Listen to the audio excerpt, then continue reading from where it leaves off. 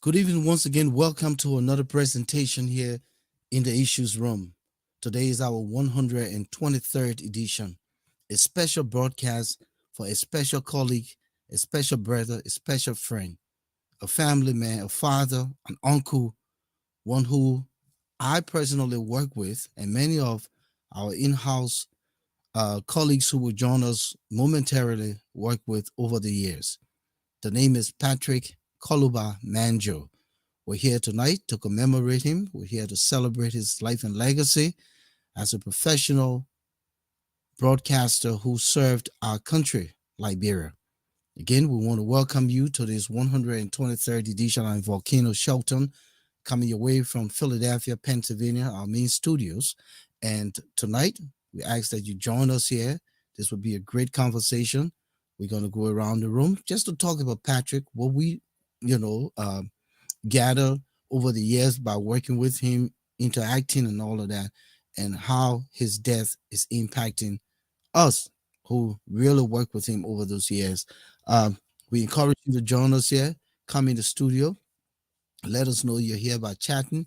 If you have the opportunity to call, we'll open the line at some point. You can call if you remember Patrick from the old days. It would be a pleasure to have you here with us tonight. Good evening, everyone, and we'll say welcome. Fergie Monyu, you're the first in studios here with us. We say thank you for joining us. Moses Sandy, welcome to the 123rd edition. Tonight, we're celebrating our friend, brother, colleague, the late Patrick Manjo. Thank you, Volcano. I come with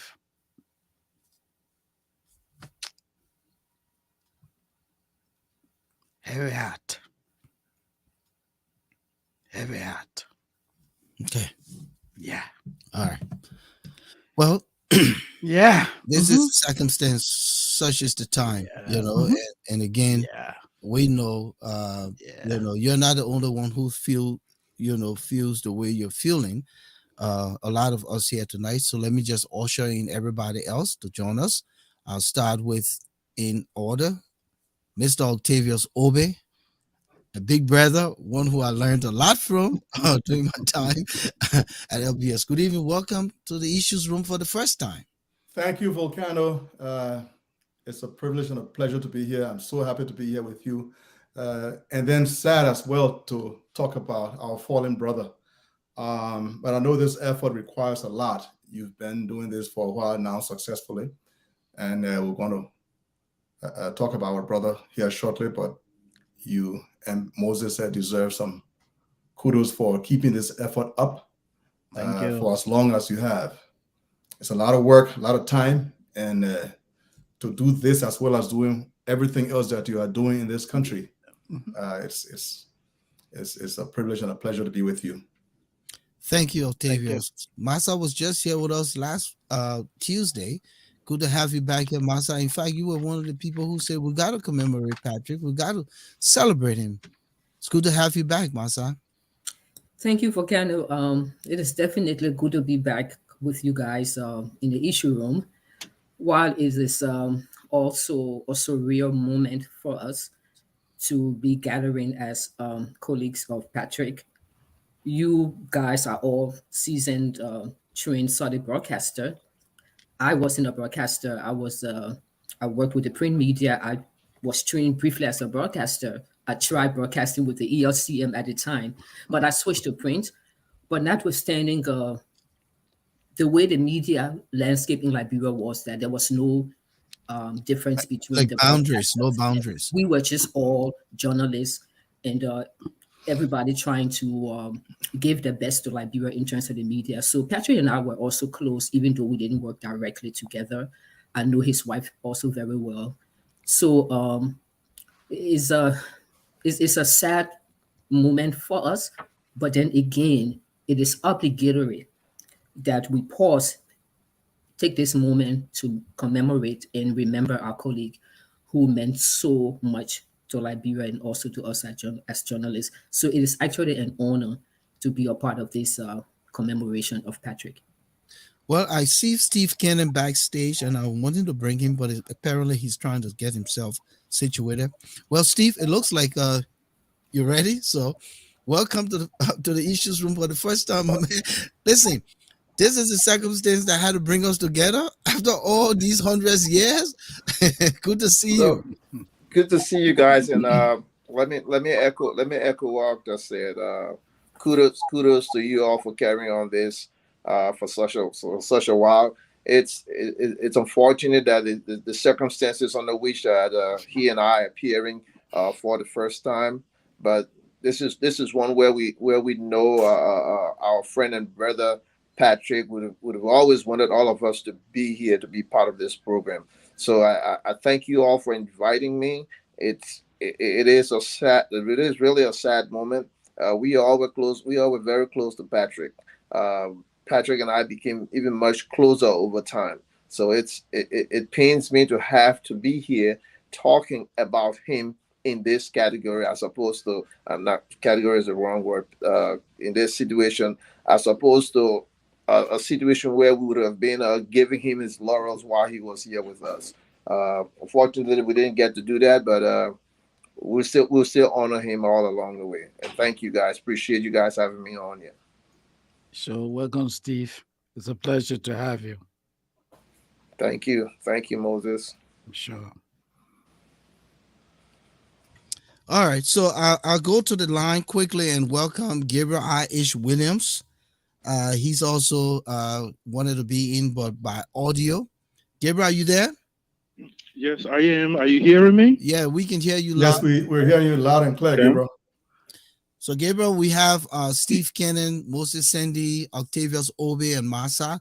And after you do your quick little intro, we'll go to Hassan Kewu. So, go ahead, Gabriel, you're live. Thank you so much. And let me just extend Happy New Year to the colleagues out there, wherever you are. Good evening and Happy New Year. Under the circumstances, we gave God the glory. The passing of our colleague. First, let me just say thanks to you, Volcano, and you and Moses, for arranging this forum, or allowing us as friends and colleagues to come and share our thoughts about, our colleague who has, passed, Patrick Manjo. For me, there are three major things that I would like to, consider during this purpose relative to my own, reflections. So, yeah, so So- we'll come to that at some point. Let's Okay. just go around the room quickly, do the introduction, Okay. and then we'll have the opportunity all Thank night you. to discuss Patrick Manjo. Hassan Kewu is out there in Pennsylvania. Hassan, welcome to the Issues Room. It's good to see you again, my brother. You've been here a few times, but this is the circumstance that pulled some of the folks out of retirement. Steve Kenner is out of retirement. We had to bring you in. Octavius, of course, he's doing his own thing. But man, listen, this is family coming together again. Indeed, let me say thank you for welcoming me and even organizing this thing because, of course, I've been here multiple times, but this one is very difficult for almost all of us, and even people who did not even work with Patrick. Patrick was a mentor to me.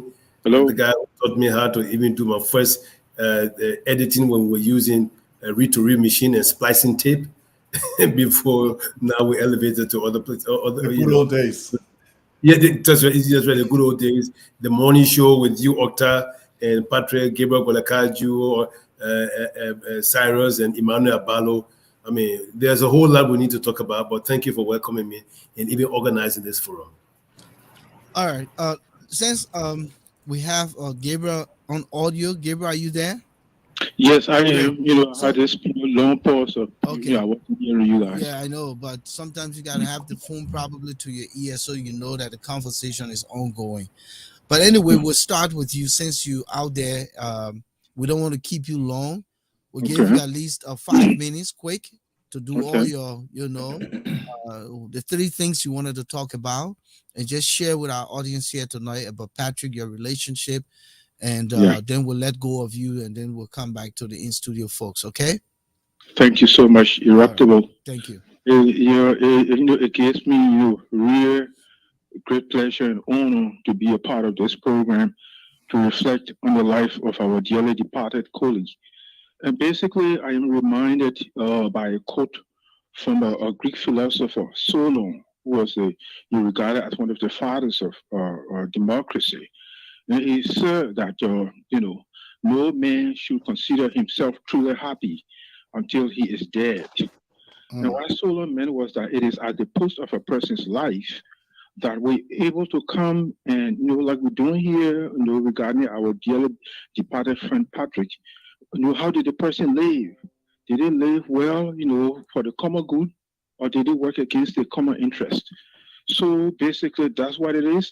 So in that light, the three reflections that I have, first, I would like to take a measure of the man Patrick Colbert Menjo. Take a measure of the man Patrick Colbert Menjo. Who was he? How did he relate to others? And definitely, Patrick was one of a kind. I had known him since the early 1980s, around 1981, when we all, were involved with the school special program at the LBS. And Patrick Manjo, the late Gabriel Golokaju, and that's how we all, started off. And Patrick, became the best reporter on school special during that time, to the extent that immediately upon graduation from high school, and he attended Boston High School, the PM section of Boston High School, LBS employed him right from high school, from the school special program. LBS employed him. That was, going to, he graduated in 1981, and Gabriel Olukachi and myself, we graduated the following year, 1982. But, Patrick, right from school special, they employed him.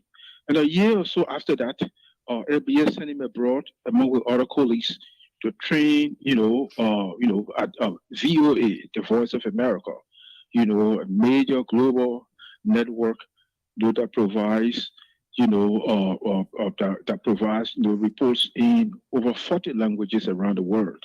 And, in addition to that, he's made his impact, on our society. You remember, for example, the Cyrus Pat show, and it was LBS that he, started this lifelong, very close, intimate, personal and professional relationship with Cyrus Webb Badio, who was, also, a friend and brother. And, and those guys, they were inseparable. As you recall, the Cyrus Pat show, which became the first interactive talk show in our country. And it was a signature program in our country up to the time of the war. In many ways, Patrick made his impact to the extent that from the time they employed him, he rose to become Deputy Director General for Broadcasting, And the second thing is, he was someone you could rely on. He was someone, who would tell you exactly how he felt about things, and he didn't have to rub it in. He didn't have to be confrontational about it. He didn't have to be disrespectful about it. He was always gentle. He was always a reconciler, and, that rose on to his family life. I mean, guys, when we look at the life of Patrick, especially in the past decade or so, given his health challenges, I will give God the glory for his wife, Gwen. And let me just give you a brief history. Patrick and Gwen met together during the school special program. Gwen was a reporter for Wellston High School. And of course, as you already know, Patrick, was a reporter for Boston High School. He had graduated, but Gwen was part of that program. And it was during that process they met, and the rest is history. They had their life together up to his demise. But this young lady, I gave God the glory for her. Imagine, dealing with someone with the level of, health challenges that Patrick had, and she refused to put him in a nursing home. And when you have to work, you have to find money to put food on the table, to keep the roof on your head. And you have, somebody who needs 24/7 care. It is a challenge, but she refused. In the wake of other challenges, there are people from our background, Liberians, who have come here and their marriages and stuff happen. And it's all bitter, sad story. But this young lady is stuck by her husband, even to the point when they were in the hospital. When Patrick was in the hospital, with all of the challenges, she was prepared any day to take him back if the doctors, had just, signed off on it. So, I want to bless the Lord for her, for being exemplary, and owing true to her vow, and being with that guy. I know it truly because when he was in the hospital, many times I would be on the phone, with her in the hospital, even talking to him. Those were challenging times. And, I have grown from that experience to respect her very much. I'm not sure if my 5 minutes is over, but I don't mind going. So let me just rest here for Kevin. Let me hear from you. Yeah. Thank you. I mean, you laid it out, and I think we'll just take that trend. And so Okay. we'll start with Masa being the only female. I want to be genderly correct here tonight before she holds me in contempt. Let's do your own 5 minutes, because this is a segment where we just do what we got to do. So I'm watching the time. 5 minutes for you. Oh, sorry, Masa. She's mute. You muted. Go. You're good. Thank you so much, Gabriel, for that reflection. It actually brought tears to my eyes, because definitely Gwen is an exemplary wife. In fact, just last night, the daughter of Gabriel Kudekachu Love, who is a niece to all of us here because we were close to Gabriel, she just called me and she's like, Auntie Masa, I promise I will keep in touch more closely, because she had just spoken to Gwen and then she called me. And we were just talking about what an exemplary wife that Gwen, turned out to be for Patrick. I knew when they got married. I missed the wedding. I didn't attend the wedding for whatever reason. I don't remember now. But I visited him the week after the wedding. And since then, the rest is history. And but the way I remember Patrick is that, like Gabriel said, Patrick was recruited directly from high school straight to LBS. I was trying to do journalism. I wasn't too sure whether I wanted to be a broadcaster or not, but everybody was trying broadcasting. And I met Patrick closely when we were trained by LBS. It was a joint collaboration with LBS and also VOA. And they had this white guy, Leon Stanberg. So he came from the VOA, United States, and he came to Liberia. He was the head of that training. That was where I also met Gabriel Kudekachu. So Gabriel Kudekachu was in the training with me, and Patrick was already at LBS. So the training was being held at the Isaac Davis school there right near LBS. And so we just used to walk and take the back road. It was me and Gabriel Kudekachu and Louis Wiles. So the three of us teamed up and were kind of close in the class. So we just take that back road and go to LBS and to, we had access to the newsroom, we had access to program and everything. And Patrick was that go-to person for us. It was Patrick who was there all the time if we needed to type something quickly, if we needed to do a radio pitch or just, something, try our voices and stuff. Patrick Mandro was that person. There were others who were helpful, but Patrick was the key person that we rely upon. And he and I just got very close from there. And our relationship continued. We didn't talk all the time, but whenever we spoke, we'd say, oh, we have caught up. And so like Gabriel said, Patrick had been sick for a while, but he was a fighter, and it's really for me. It's really a sad occasion because it reminds me so much. It takes me back to Gabriel Kudekachu as well. When I think about Patrick, I think about Gabriel, and then I miss the camaraderie. The relationship all of us had. We were just so close to each other. We wanted to protect each other. We were kind to each other professionally. So, I miss that about, us in the media. And I just want to remember Patrick kindly. I think he was one of the best. I don't know if there was anybody else to fill his shoe. Everybody was just unique. I'm still also thinking that there's nobody to fill Gabriel Kudekachu's shoes as well.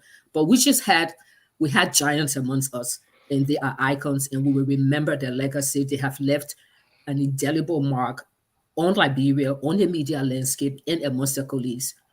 I hold Patrick in so much high esteem, and we will remember him for the legend, that he is. Thank you, Master. Octavius Obe. Patrick is a loss to all of us. But what I would like to do this evening is to go into the minutia of his professionalism, of his career. There's a term that Tommy Raines used to use. The term is an all-rounder. Patrick was an all-rounder. Patrick was a master of his craft. And let me give you the context of the term all-rounder. When I joined LBS, my first interview was with Tommy Raines. And of course, naturally, everybody wanted to read news. And from the outside looking in, it appears that the newscaster position is the most prestigious position. And that was what I wanted to do. And Tommy Raines said, no.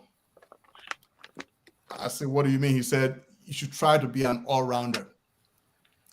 And Patrick was the all-rounder. An all-rounder is someone who is an excellent disc jockey.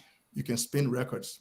Someone who can write scripts, someone who can produce programs, someone who's very comfortable going to the executive mansion and anchoring an outside broadcast program, someone who can go to the Samuel Kayando Sports Complex or the Anthony Tupman Stadium, do a football match from there. Someone who can sit down and do a very, very good interview. So the all-rounder is not someone who's able to do everything, but the all-rounder is someone who's able to do everything very, very well. And those of us who are in this business are fortunate to be able to do one thing very well. Patrick was a consummate professional.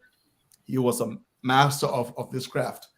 And I was privileged to work with him on InfoMix, which we patterned after the BBC Network Africa program. By this time, the Saros Pat program was sort of winding down. I found him to be very, very patient. He was extremely patient. Oh my God.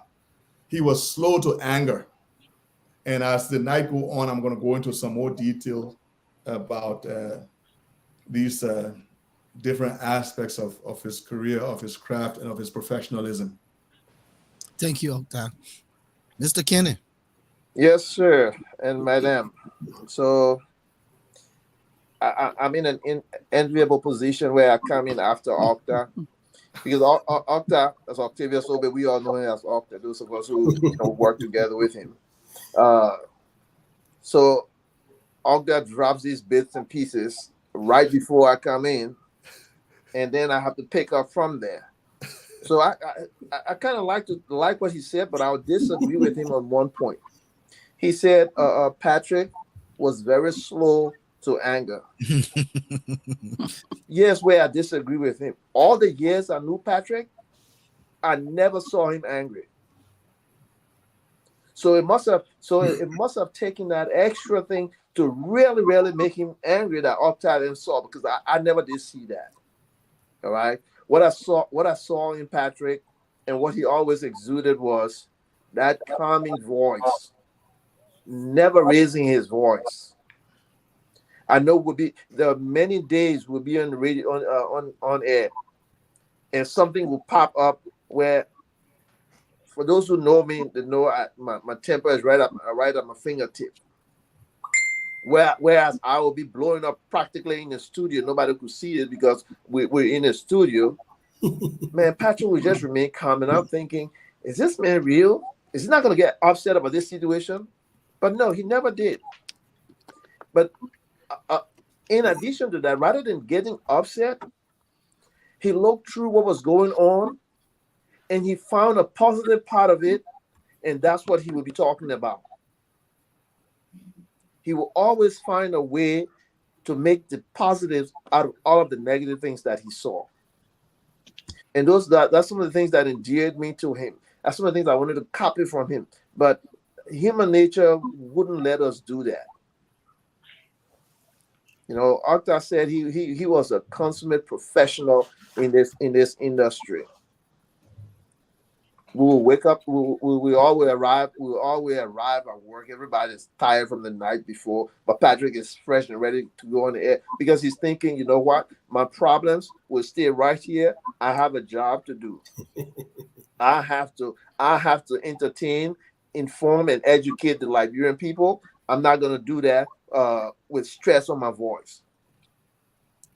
So then he's all relaxed in there, getting ready, and I don't know if you all remember, those of you in the studio with him, when he's writing his scripts, then he take his pencil and he put it in his lip. Then he's there sitting there.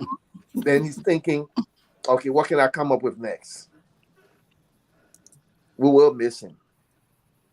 We will certainly miss him.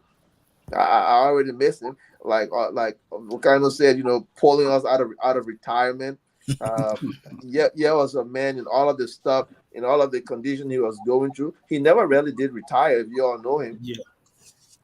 Because he found a way to get on the internet and still continue to broadcast as confined as he was to his chair.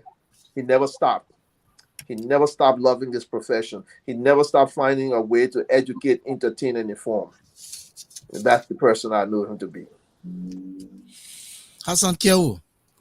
Yeah, thank you. Moses. Yeah, thank you again. Patrick, like everybody had said, Patrick was so passionate about this job, this profession, that Patrick would go to great length to, if it caused Patrick to sleep even in the studio.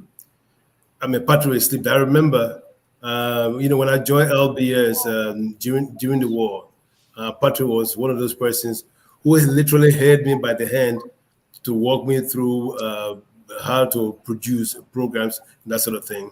But then, I started from high school special myself too at Haywood, 1982, right before Aaron Colley and the rest. And when Alhaji Kurma hired Aaron Colley, so I took over as editor-in-chief. At the time I was in the 10th grade. But then I used to hear about the Wi-Fi broadcast, Gilbert Gwalakaju and Patrick, do commentary at Boswell School and all that kind of thing. Then all of a sudden I heard that they had traveled to the States under a VOA program. I mean, Patrick, the late Octavia Spa, Tamaya Fundo of Mika, Max Willie, John Sumo, David Brown, all of them, the entire batch came to the VOA in 1982, for the broadcast. But Patrick was, somebody who he loved to help people. I mean, and one thing I remember Patrick, anytime Patrick was mad at me, he would call me by my phone in a very quiet way, Mr. Hassan Kewu. When he's happy with me, he'll call me, Mr. Kewu, Mr. Kewu. That's how you call me. He'll call me with that aggressive, Kewu. I mean, he's happy with me. If he's not happy with me, he will say, Mr. Hassan Kewu, Mr. Hassan Kewu. And he's one of the persons who really made me stronger. He, Cyrus, and Wiade, because they would throw things my way, and I would say, I always complain, Patrick, I can't do this because those who went there to do it, they haven't done it. Why are you throwing? Say, man, I want to hear your voice. One day you come and you would tell me thank you for tomorrow. And Patrick was that kind of person. He was always in the studio helping out. Like we started doing the morning. In fact, Octa, you forgot, we started with the morning show, the morning magazine from my Ecomont base. Then we ended up with Infomix. We started with Mailbag Infomix. I don't know what you guys remember. Mailbag Infomix would write the Mailbag. Yeah, the Mailbag. Yeah. Yeah, Mailbag. And we'll be there up to 1, 2 o'clock in the morning producing that thing. And Patrick wants us to read the mail as if we're talking the talking script. And Patrick will be somebody who will write a script. If he wants to smile, he will put that smile. And you will hear the smiling in his voice on the show. I'm thinking, how did he do that? He did football, he did commentary, football, basketball. He did, he produced music program. He produced contemporary stuff. He read news. He wrote news. I mean, this guy, like Octa said, shoot. I mean, he was, I call him producer extraordinaire. He was a giant in this business. So, and I also want to thank Gwen. Honestly, when you spoke of Gwen, tears started in my eyes to see a woman come from a young woman, to not to put the husband in group home or whatever home it is, and then to keep that person, to keep that promise. In fact, Patrick had, because of her commitment, Patrick sometimes had to tell Gwen, travel and go out. And Gwen will go to France and Dubai. And guess who will publish it on Facebook? Patrick. I said, Patrick, but now you don't want to go on the trip here? Why are you spreading woman picture all over the place? Man, leave me, my woman. That's the kind of person he was. He was so happy that Gwen could do that for him, and so he was very happy to spread that. I said, Patrick, then, so had you gone to this Dubai, I know you're going to put on BBC. You say, I'm leaving, man. But the sad part about it is that 2020, when LBS organized the former LBS reunion, and I wanted him to present Infomix, and Patrick could not present. He said, hey man, Hassan, my voice can permit, and the way I would have been thinking. Yeah, so I happened to get Opta. Opta did an interview with this guy who was the mayor of Montana, and then Volcano Shelton presented the show, but and he couldn't make it. That was one time I said, well, things are getting bad, and we just hope that Patrick can stay with us much longer. We'll go into more specifics, but Patrick was a producer extraordinaire, a teacher, a mentor. I mean, that's my mentor. Thank you, Hassan. Moses. Look, all of you guys have said a lot. And like I said earlier, I'm here with heavy heart. Liberia has indeed lost a professional, a veteran broadcast journalist. My relationship with Mr. Manager dates back more than 40 years. My first interaction with him was in 1978. He graduated from Boston, and then I had just started in the fifth grade, afternoon hour, and I always used to admire him when he, Gabriel Godekaju, they had this amateur broadcast group called WIFA. The amateur broadcast journalism or broadcast or commentary of events on Boston campus. And I always follow him, and relationships started from there. But before I delve further into Patrick's life, I just want to use this opportunity to bring this to the attention of the many listeners out there and our colleagues here tonight. Tonight, it is saddening to report to you that we have double tragedy in our midst as journalists. We're talking about Patrick Manger. I'm also sad to inform you that Mr. Patrick Kume, the former press secretary to the late President Samuel Doe, he also lost his wife a week ago. And coincidentally, his wife and Patrick will be buried on the same day. So, as former executive of the Association of Liberian Journalists in the Americas, I'm rather betraying our former self in a real difficult spot because I have planned already to go to Texas. I said to myself, no, I just can't afford. Patrick and I will work together. He was my boss. He was my mentor. I said, I have to be in Texas to give, to join my colleagues in giving Mr. Manager a befitting burial. And then this evening, while driving home, I spoke to Mr. Kume. And he also told me that here, Moses, my wife's funeral is on the same day. Difficult. He's a member of the board of directors of Aja. Despite being former press secretary, Mr. Kume never calls me Moses. He calls me Mr. Sandy. It tells you how humble he is. The dedication, the commitment to Aja. How am I going to do this? I need to be in Texas. My presence in Minnesota is also needed. But not to stall this discussion, I just want you guys to be aware that Mr. Kume has also lost his wife. Mr. Manager was indeed a career broadcast journalist. He taught journalism.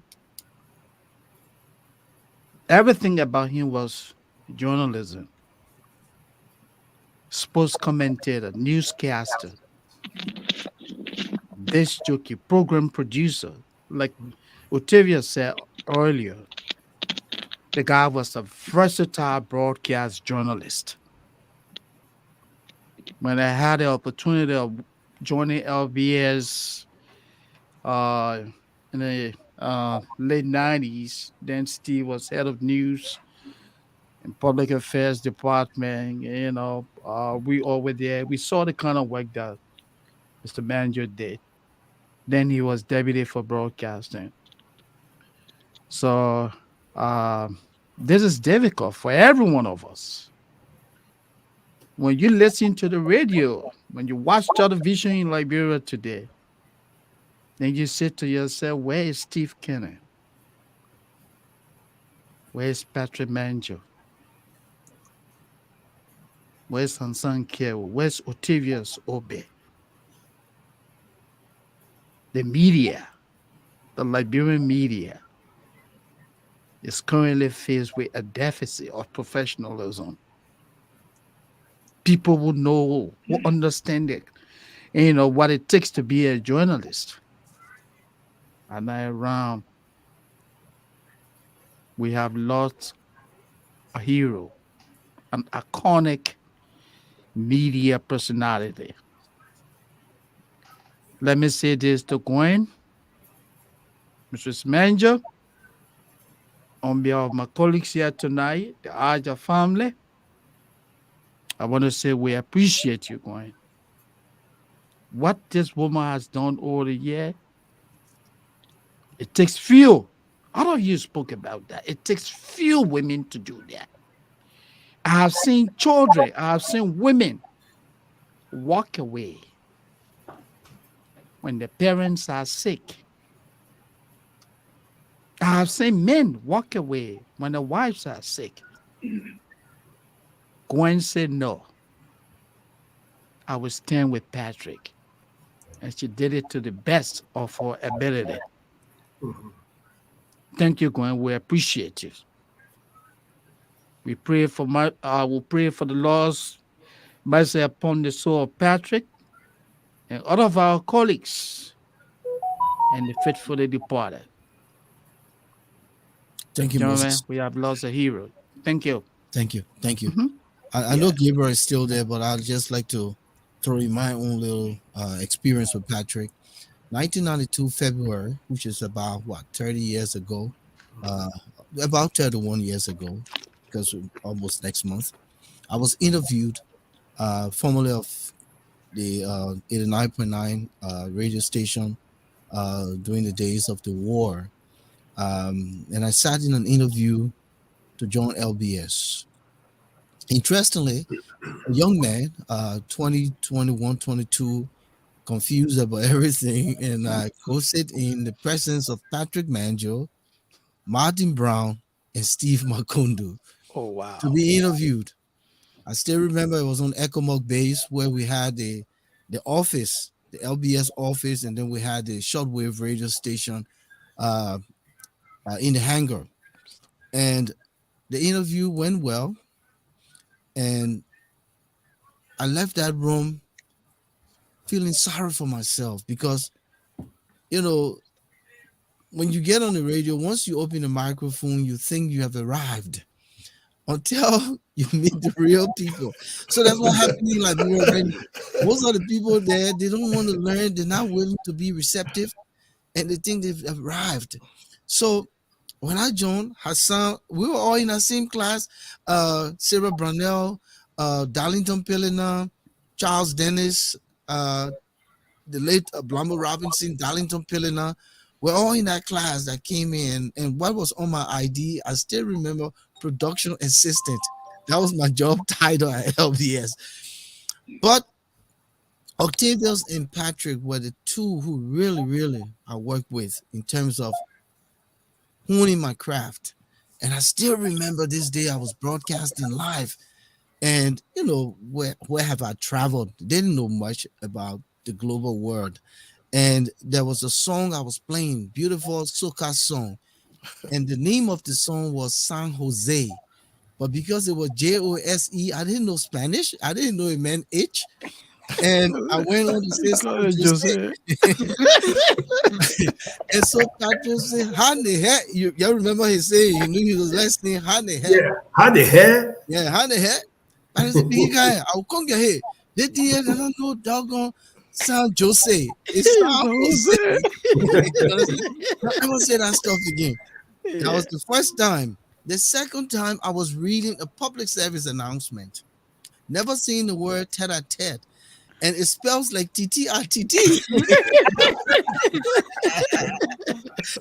And That's a good one.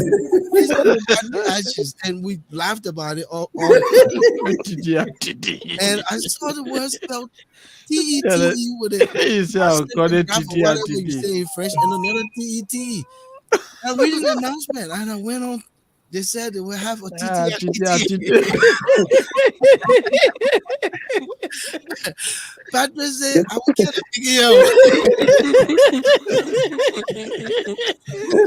a Those were my two personal experiences in terms of being live broadcast. That's a good one. Come from a live broadcast, and I'm not ashamed to say it because Oh, I came through the fire. I learned from Steve Kenny. I learned from Hassan. You know, Octavius, as I said, Octavius one time, and even though we're talking Patrick, but this is what Octavius said to me. Do you want to be another? This is ELBC.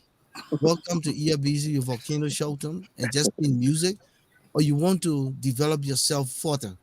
And that's when I started to grasp the different areas of broadcasting. It was so difficult to even write the first script to produce. It was Patrick. So coming to Patrick, he was very creative. I mean, extremely creative. He always looked for the spin. He never did it one way. That was something I observed about him. There was always the spin. If Patrick produced the same thing twice, it would be different. Yes. It will never be the same. It can be the same thing, but he would put twist on the script. And another thing about him, he was a creative broadcast script writer. Yes. Creative broadcast script writer he was. I mean, just amazing at how he wrote his script. And one other area I remember Patrick for, he never ever held knowledge from anyone. No. He was always willing to share with you. You know, you have people who uptight and they keep what they know because they want to set themselves aside. None of those guys who we work with, from the Steve to the Octavius to Patrick to Martin, you know, we were just blessed to be in that generation of broadcasters who came under these gentlemen, and including Patrick. And I can tell you, I'm proud for being in that class. I walked away from LBS very seasoned. I wish I would have stayed, but all of us left Liberia because we're seeking greener pasture. But imagine the void that has been created as a result of you and myself and all of us on this platform and the many others who've left Liberia over the last 30 years to seek greener pasture. Patrick would have loved to go back to LBS, even in his wheelchair, to set the tune. But we've lost one of the greatest to ever come through the broadcast corridors of Liberia. And I tell you, I can just talk about the many good days. I'm seeing him climbing up. We all climbing, sweating, going up. Yeah, everybody was equal. You got to climb the step. You got to get up there. So, Volcano. That's when let me jump in a little bit. Hassan used to show. That's when Hassan used to show us that he was Liberia's fastest person. He won't run from down Broad Street to up Broad Street and then go deliver the people news. That's when Patrick mentioned and was saying, my friend, this is my friend. Yeah. You really serious? You know, but no, just like you guys said, you know, we sit here now. We look at all of these people. The Octavius Ovis, the Martin Brown. You know, people who when we weren't on the radio station, we were just in awe of the presence when we came across them. Yeah. All right, and in their own vein, always, always appreciative, always taking you along with them. Say, hey, come on, let's do this. Let's work together. Together we can improve on this. Octa is sitting right there. I remember several days we'll be doing a information. Information was spliced with the news. We all knew that it started at 6:30. The news Yeah. comes on at a news half hour comes on at 7. Then Octa then come back. Many days we're sitting together in the morning, in the afternoon. All they're doing, we're along with Patrick, is showing us points here. Hey, let's take it from this angle. Let's go this way. Let's go this way. But let me jump in a little bit, Steve. Yeah, go ahead. The thing about Patrick I liked as well was that he sincerely believed in giving everybody else a chance, Yes. Absolutely. regardless of your background, whether you were educated highly or you were not educated, whether you were very good or you were a novice. Yep. He believed sincerely in giving everybody a fair chance. But beyond being a very, very good script writer, he also had the uncanny ability to ad lib. Oh yes. And Oh yes. for those not in the business, the ad lib is your ability to hear something and then be creative on the spot without a script, Yes, be great. spontaneous, and then move on to the next issue, topic, or clip you need to introduce.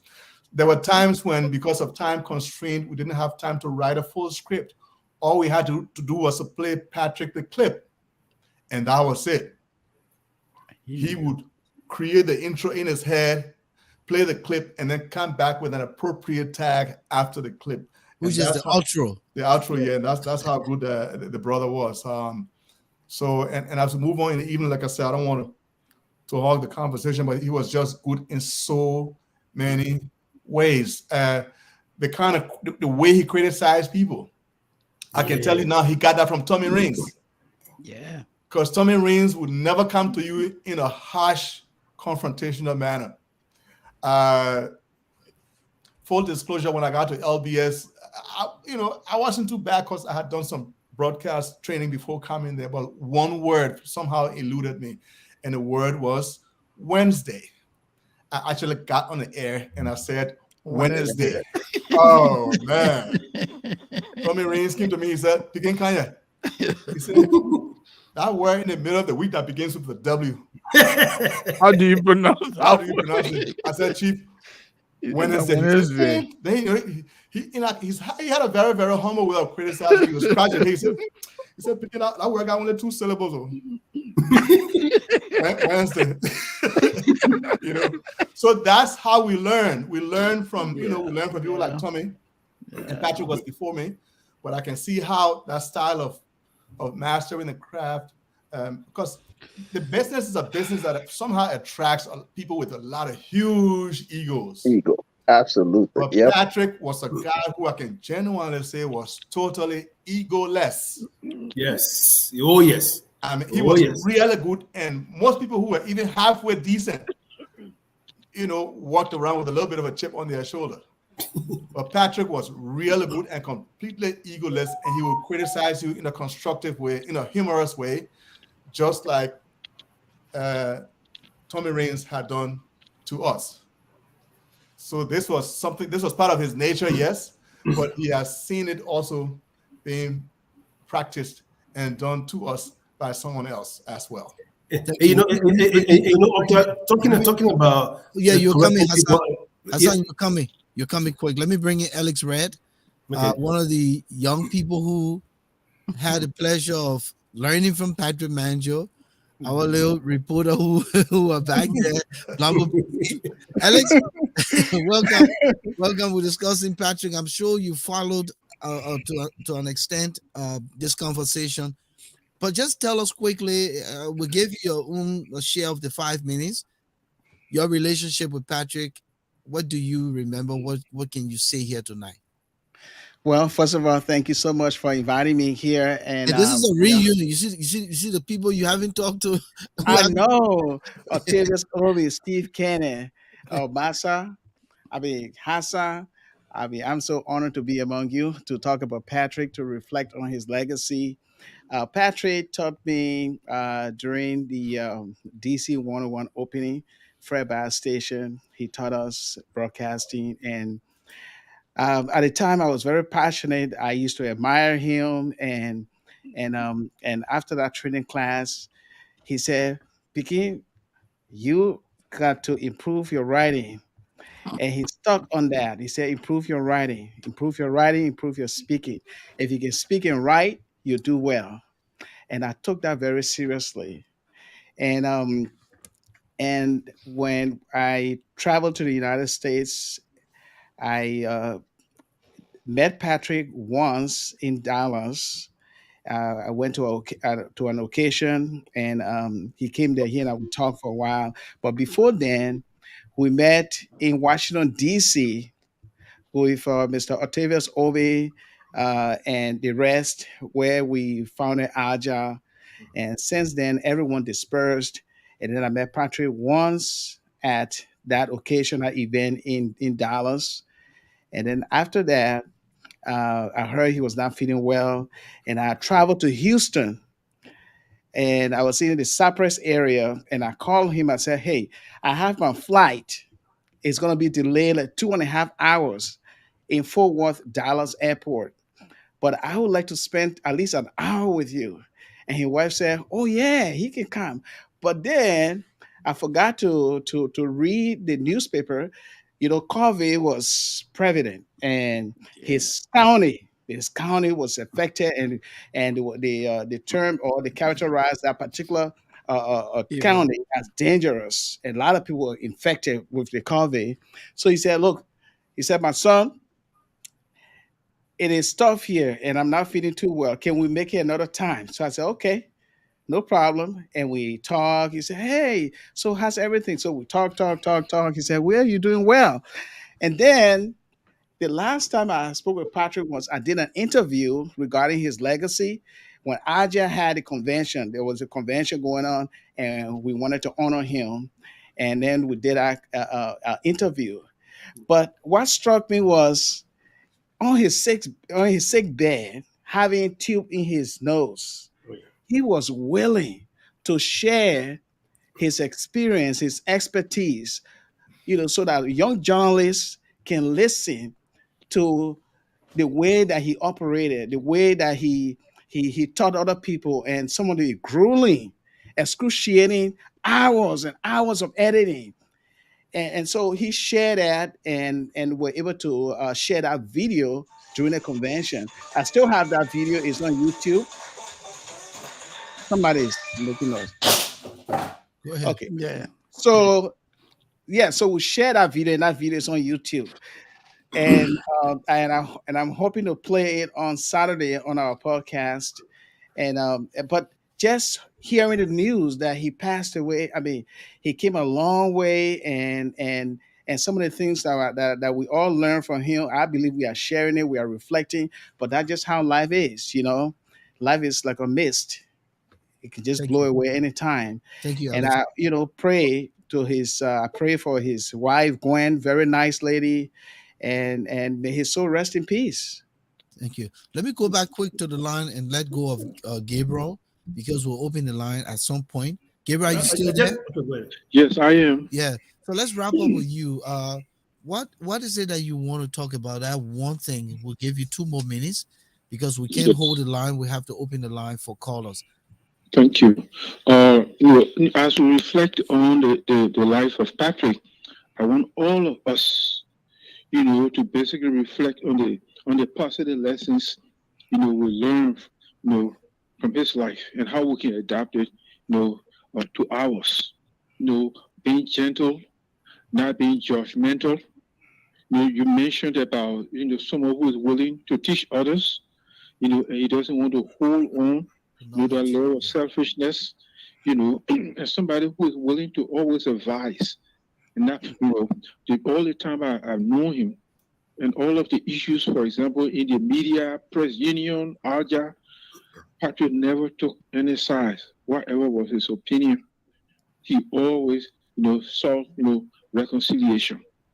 He didn't, he was not a friend in time of, when times are good, When time by, he will pounce on you and try to destroy you. So those positive attributes, and he was a family person. I reflected earlier, his wife, the kind of relationship he had with his wife, that during the course of this man's sickness, he was kept home and he didn't have to go to nursing home, and that obviously affected the quality of his life. And we got to give God, the glory for that. So, those are the last things I just want us to reflect on. The importance of being together as one, the importance of, recognizing other people, their importance and being able to help them and not being judgmental and being supportive and being loving. And for me, that's what, I would take away. Thank you. Thank you so much for joining us here tonight. We got to let go of you because we're opening the line, as I said.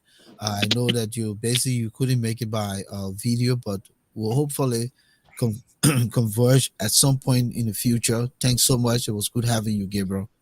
Yes, look forward to seeing all of you guys in Texas by God's grace, so that we'll send our brother. Yeah, I'm one of the pallbearers, right? Thank you. Yes, God. So we look forward to see all of you. Let's give our brother, the befitting home or sent off by God's grace. Thank you. Quickly before you go, what that's gonna feel like the days when all of us went up for Guadalajara. In fact, I was the director of transportation. We rented a big van from here, and it was Wilmot Caillou. There was a lot of us who went up there. Yeah. And Massa was there. In fact, if I recalled, Patrick came in a wheelchair. Yes. And he made it all the way. Yeah, he did. I'm looking forward to similar assembly on the 4th. I'm looking up for that. That's exactly what I look for. And I couldn't not come because I'll say this quickly. Patrick was the guy who was there for his brothers. Yes. A young man, I decided to be married. I called Mr. Manager. I said, Patrick, I want you to be my master of ceremony. He says, Biggie, I got you, man. Where will cost or anything? He said, Biggie, I got you. Patrick came to, and he emceed the wedding. Yes. On his own, his hotel, everything. Never mention anything about Piggy. You gotta buy gas, you gotta do this. Nothing like that. Yeah. That was the kind of man he was. And I have to be there myself. So I will be there on the 4th. Okay, look forward to seeing everyone. God bless. Let us do this for our brother and his family. God. Thank you. Thank you, guys, for what you do. All right, thank you. Let's go back to Steve Kenneth since he was the last. I don't want. No, I was just about to pick it back. Oh yeah, you're right. You want yeah, on the Octa. Picking back, yeah. Okay, let's pick it back. Actually, no, I just want to pick it back on what Octa was saying regarding how Patrick would correct you without. I mean, it's almost like we said the rat will be eating a bit blowing breeze and you won't even feel it. So bite and blow. So I started with LBS in 1990. In 1990, after the death of President Dole, and then the ECOMO came in, and then they brought the van in. So 1991, we started programming, and my first program was Liberia Today, and Liberia Today looked at issues in the news for the whole week. And at that time, there were meetings upon meetings, Banjo, Yamoussoukro, other places. So I did a production. We used the read-to-read machine and used spicing tape. We go in the studio. We had just one studio at Ecomob base. I produced a program, 30-minute feature, and my script was good, but Patrick went and did some corrections. And after the correction, I went in the studio, read it nicely. But then the production was, I'll be the first to criticize it. It was worse, very, very bad. So because the audio was jumping from this way and that way, and everywhere, it was just jumping over the place. So I wake up to Patrick. I said, sometimes we call him PM. PM, my man can't listen to my program. He listened to it, and he said, okay. He didn't say it was bad. He just said, you know what? Let me grab another read-to-read, and we go in the studio. Then he sat me down and said, okay, I like your pace, and your pitch, everything correct. But I just want you to take your time a little bit more to redo the whole thing. We did the thing, and then he edited everything. Then he asked me to critique my own work. He said, okay, The one you did by yourself, listen to it again. And then the one we did after what you and myself, listen to it and see. I just listened to 15 minutes of my own 30-minute stuff, and it was so disappointing. I stopped it. Then I went, I put the read on the one with Patrick. I mean, it was so smooth. So Patrick said, okay, this is how I want you to do it. And that's how Patrick started grooming me. And he was always somebody who wanted to share anybody, and he didn't want to hold people back. I remember, I mean, sorry, Steve Kenneth, I'm gonna bring this up. You know, Steve Kenneth was reading the 5-minute news at the time. And we were holding him back because that's how LBA used to do. Hold people back. Sometimes you won't hold it fire, everything. We're only reading 5-minute news. I was reading 15-minute news, the news hour, so on. So one day I decided that, you know what, I will let Steve read. If they beat me, that's fine. They beat me. And you know, Steve, my brother, also anyway. So that connection was there. So it was 9 o'clock news that morning. So I pretended as if I was going to class. So Hassan, I'm not cutting you off. I've been rehearsing that time in my mind. I just couldn't remember who it was that was in the newsroom when I came that morning, and I took the file and I ran to go read the People News without permission. And I'm thinking there's somebody in there. But That's listen, me. listen, Hassan, I opened the pot for him because I was on air. Yes. Yes. Yeah, Exactly. So I said, Steve, you know what?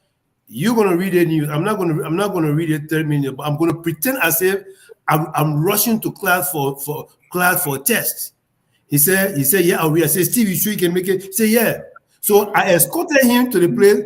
Then Volcano said, my man, you saw read 15-minute news? Go by, man. So I said, my man, we said, no, there's news department, there's not radio department. But it was through all jokes and so on. And Steve did not disappoint. Steve read so well. Even though I got punished for allowing Steve to read a 15-minute news. When Patrick came, Patrick said, Mr. My friend, yeah, you know you're good at that. Then you sit there reading just 5-minute news. You don't have 5 minute, man. In fact, you're putting your team. They may be reading 15-minute news now.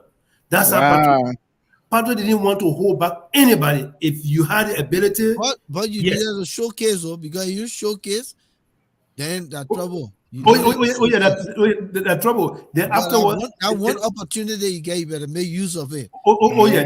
Then afterwards, I started doing the sports. When I started doing the sport, then I said, okay, Steve Kenneth joined me, then Volcano joined me. So we're 3 of us producing the sport. We had scheduled, Steve would produce, and everything. And Patrick was so, I mean, for Patrick, he just wanted variety. Because he was the only person that doing the sport. So I would produce the sport, Steve would produce it, Volcano would produce it, and everything. He said, guy, you guys are doing exceptional. And he would always send people, and that was the kind of person he was. He taught me how to produce.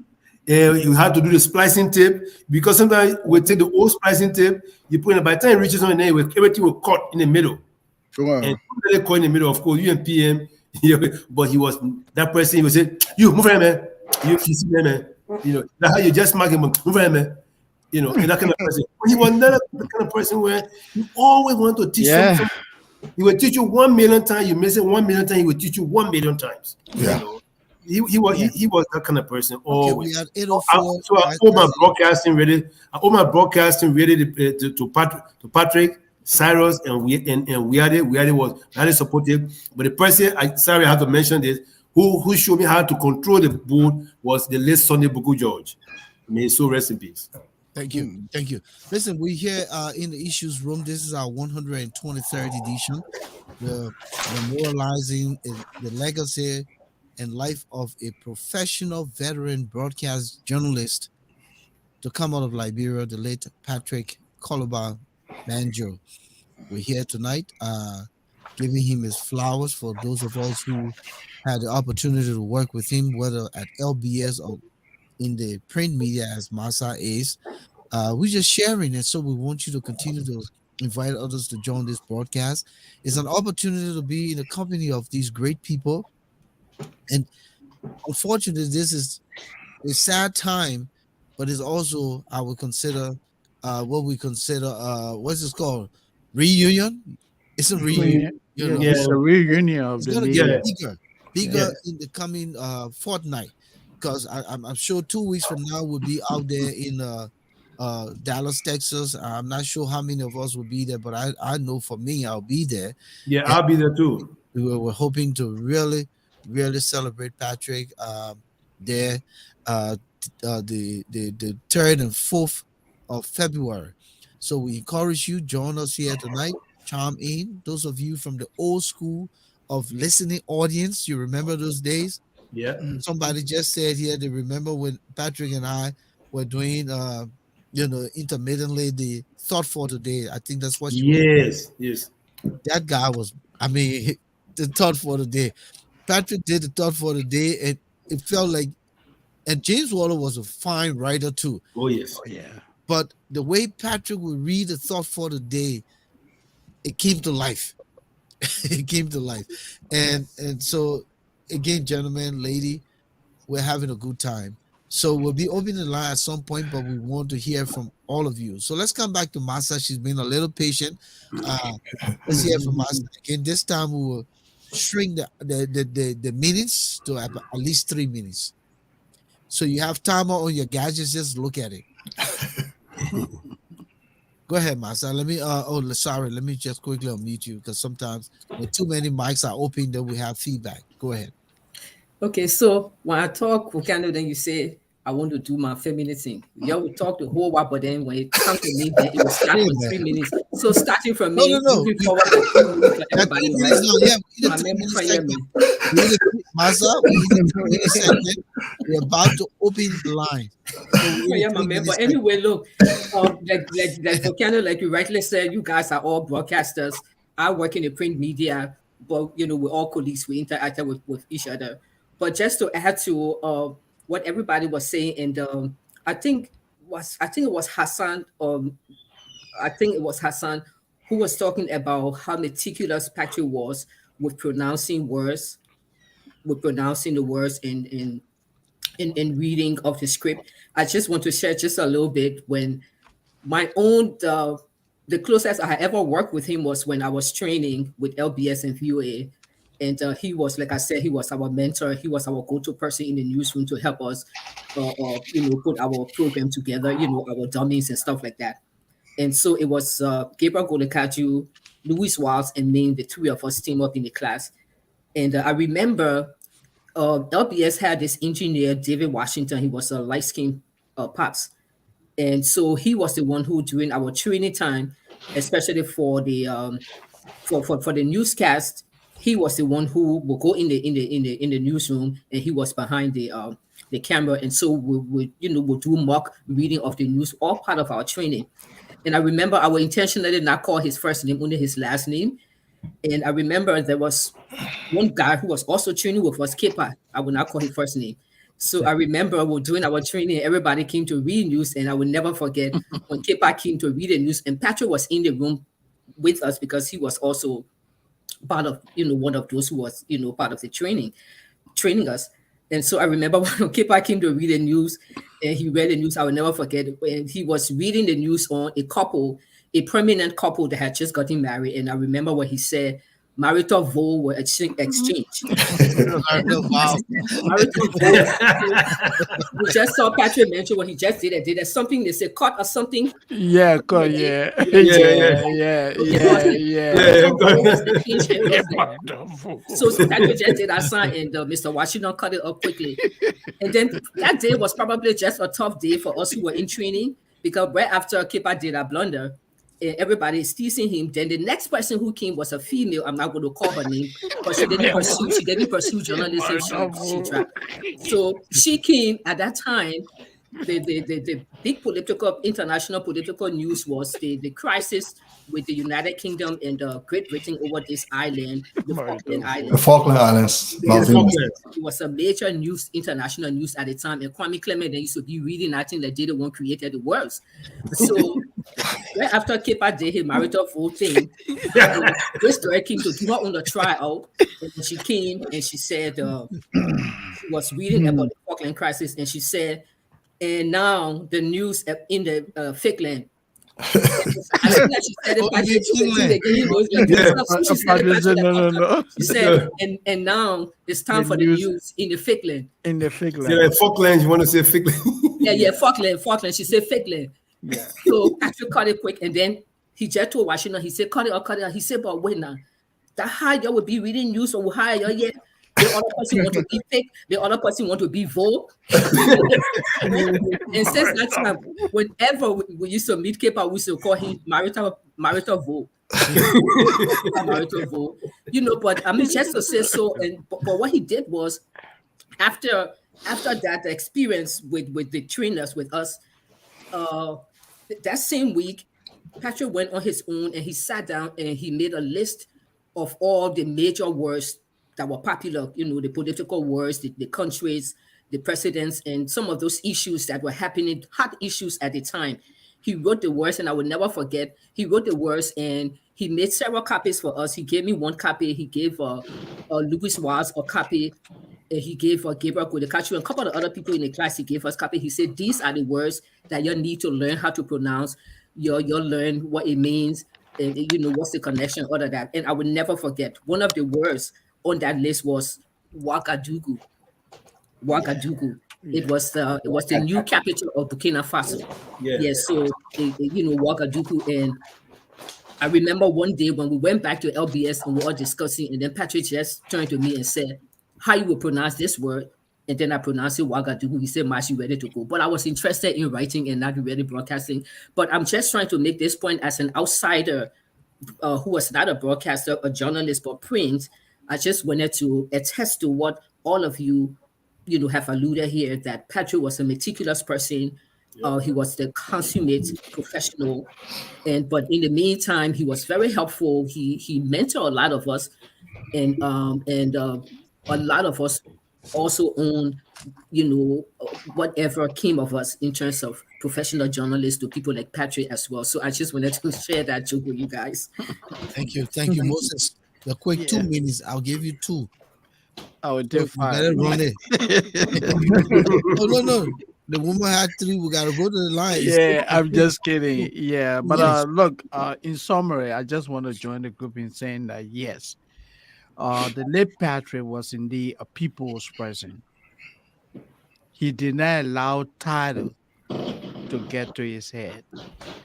He got along very well with everybody, even the least man was a friend of Mr. Manager. He was always smiling. He interacted, he supported, he trained, he mentored.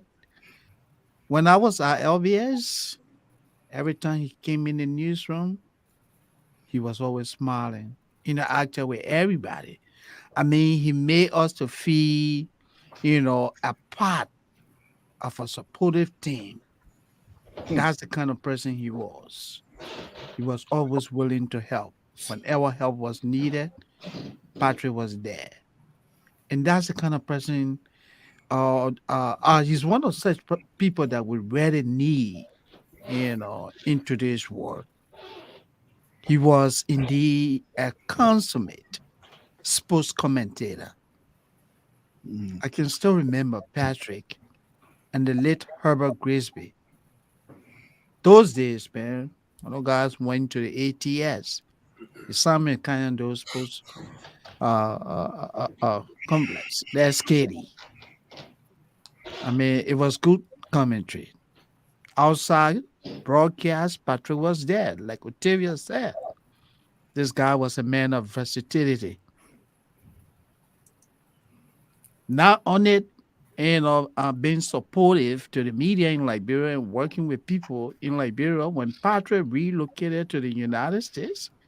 And let me say this for those who don't know, Mr. Manager was one of those journalists that assembled in Washington, D.C. in the late 90s and gave birth to the acclaimed Association of Liberian Journalists in the Americas, AJA, an organization that in today's Liberia is considered to be one of the most powerful.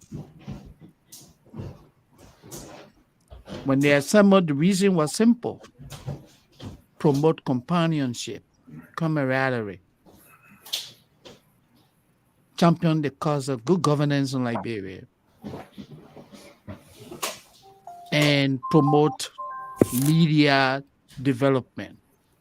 These are the three cardinal reasons for which AJA was established All right, years ago. Moses, your 2 minutes up. Thank you so much. So I just That's want to very- say that we in AJA are troubled by what has happened, but I want to say it is good that to recognize that yes, indeed, Mr. Manager lived a very good life, and he was I mean, he's one of those who really contributed to the advancement of our career. Thank So you. once again, let me say sorry to the media community for the tragedy suffered. You see that the problem I got with Mhm. your people respect me. Your Mhm. broadcaster, you don't respect time. I give you 2 minutes, you still won't keep talking. That Don't is give right. a don't That give is a right. broadcaster a microphone. Yeah, yeah. That is right. You guys have only 2 minutes, my man. Go ahead. I'm gonna open the line too now. The people got to come in. Oh yeah, yeah, Chief, yeah. Yeah, Amen. just refreshing my memory here. During that interview, uh, what I gathered from him or what I learned from him. I mean, I didn't work at ELBC, but I Oh, knew his Biggie, you work. usually bring your cartoon clip to where man Yeah, Bama Robinson. Robert Ron Robinson. What are you Robinson, talking about? and Go ahead. but he was somebody who was so in love with what he did, and is a cardinal lesson for every one of us. If you love what you do and you appreciate what you do, and you prepare yourself and put yourself in a position to make impact on other people's lives, I believe you leave a legacy. And as you age from time to time, like some of us, we're now realizing the meaning, what life means, and how we can make good out of life. Life is good when we love what we do. And I'm so glad to come across him on this journey of life, to learn from him, and to be encouraged in every way, to learn every day and be passionate about what I do, like him, and what he has implanted in the minds of every one of us is very meaningful. Not being biased, not have any preconceived idea of bias against people, give people the chance, the opportunity, help where you want to help. When it's time to help, you help. And I hope we all can learn all these meaningful things that he did in people's life, and we can share that with other people, especially those who are coming up in the profession, those who are watching us right now, talking about his legacy, will see that if you love what you do, you leave a blueprint for other people to talk about and also to live what you believe. Thank you, Alex. Thank you. Mhm. Just before I'm just gonna take 30 seconds before I go to Steve Kennedy. Uh we were trying to save money to get a few for our generator, but y'all know the people's file. Y'all remember the people's file? The people's file was the little file we had in that bathroom behind the studio, in the studio, but behind there where we put our own own cartoon announcement. so, so one day Eddie Ghana came to me, he said, "My man, you gotta push it in there." I sitting there reading people file because I was no face now. A new man on Power 91 FM. I'm thinking that a real announcement, and I know not pushing people file. Patrick K said, "Piki, you won't work here again." Where did you take the announcement from? I already finished looking at all the announcements. Yeah, you read the announcement and I like me in the program. but that was the people's file. And the other thing that I learned at LBS, you were never spared if you made a mistake. They'll bring it to your attention because they didn't want you Yes. to practice bad behavior. Yes. Octavius, the Steve Gary, remember you helped me to pronounce the word crisp, CRISP. You don't even remember that. I couldn't. Chris. No, no, a lot of things do. Yeah, I mean, I I'm was sorry. struggling with Time. the word. I said, Father Time is catching up yeah. with some I of went to us. Steve. I said, my man, how you pronounce it? Was CRISP? He said, Scripps. I was being Scripps. And he said, no, it's Crisp. crisp. Crisp. Yeah. And I'm just sharing with you because let me tell you something, Octavius, you don't know how much you impacted me. My D in the let when I write your D, I took your D. I write that D till today. But you don't know how much you impact somebody when you change, when you share a knowledge of to some with someone rather who Mhm. has struggled on something. It leaves an indelible mark, and that's a memory I can never lose. So every time I come across the word crisp, I always remember Steve Kennan. And every time I think about being a one-way person, and you use the word all-rounder, is that because you got talent? You need to hone it. You need to spread your wings. And that's when I started going into jingles, commercials, and production and all of that. So just not from you, not from Patrick, but everyone who worked before us and we had the opportunity to learn from. So I just thought to share that. That's And more than 30 seconds, though. yeah, no, but I want to give you guys your flowers too while you are alive. Yeah, give me flowers. Thank Just you. shortly, just shortly. Octavius Yeah, Kobe. and I thank you, Octavius. Sorry. No, yeah. Octavius Kobe. I must I say have 2 something minutes, about but I Octavius just get Kobe. 30 Quick seconds. here. Quick here, V. Thank you, I met Pastor Octavius Alex. Kobe in front of that music store that used to be on Broad Street, intersection of Carey Street, that Indian music store. I met Obi. He was trying. He had some LPs in his hand, and he was about to go, to up the hill, Ducar. And then we're talking. He said, look at knowledge is power. I didn't even know about certain things you're talking about." He said, "But I had to read." He said, "Reading is good." For that time, it's stuck in my head. Now, yes, the more you read, the more you know. Yeah. I learned that from him. Yes, that was Thank very you. impactful. Thank you, Alex. But let me come back to Patrick, right? Okay, then this is your 3 minutes. Go ahead. Then we'll come Okay. to Go ahead. Steve. And I have to leave once I wrap this point up because I got to go back to work quickly. Okay. But let me end on the fact that Patrick was fearless.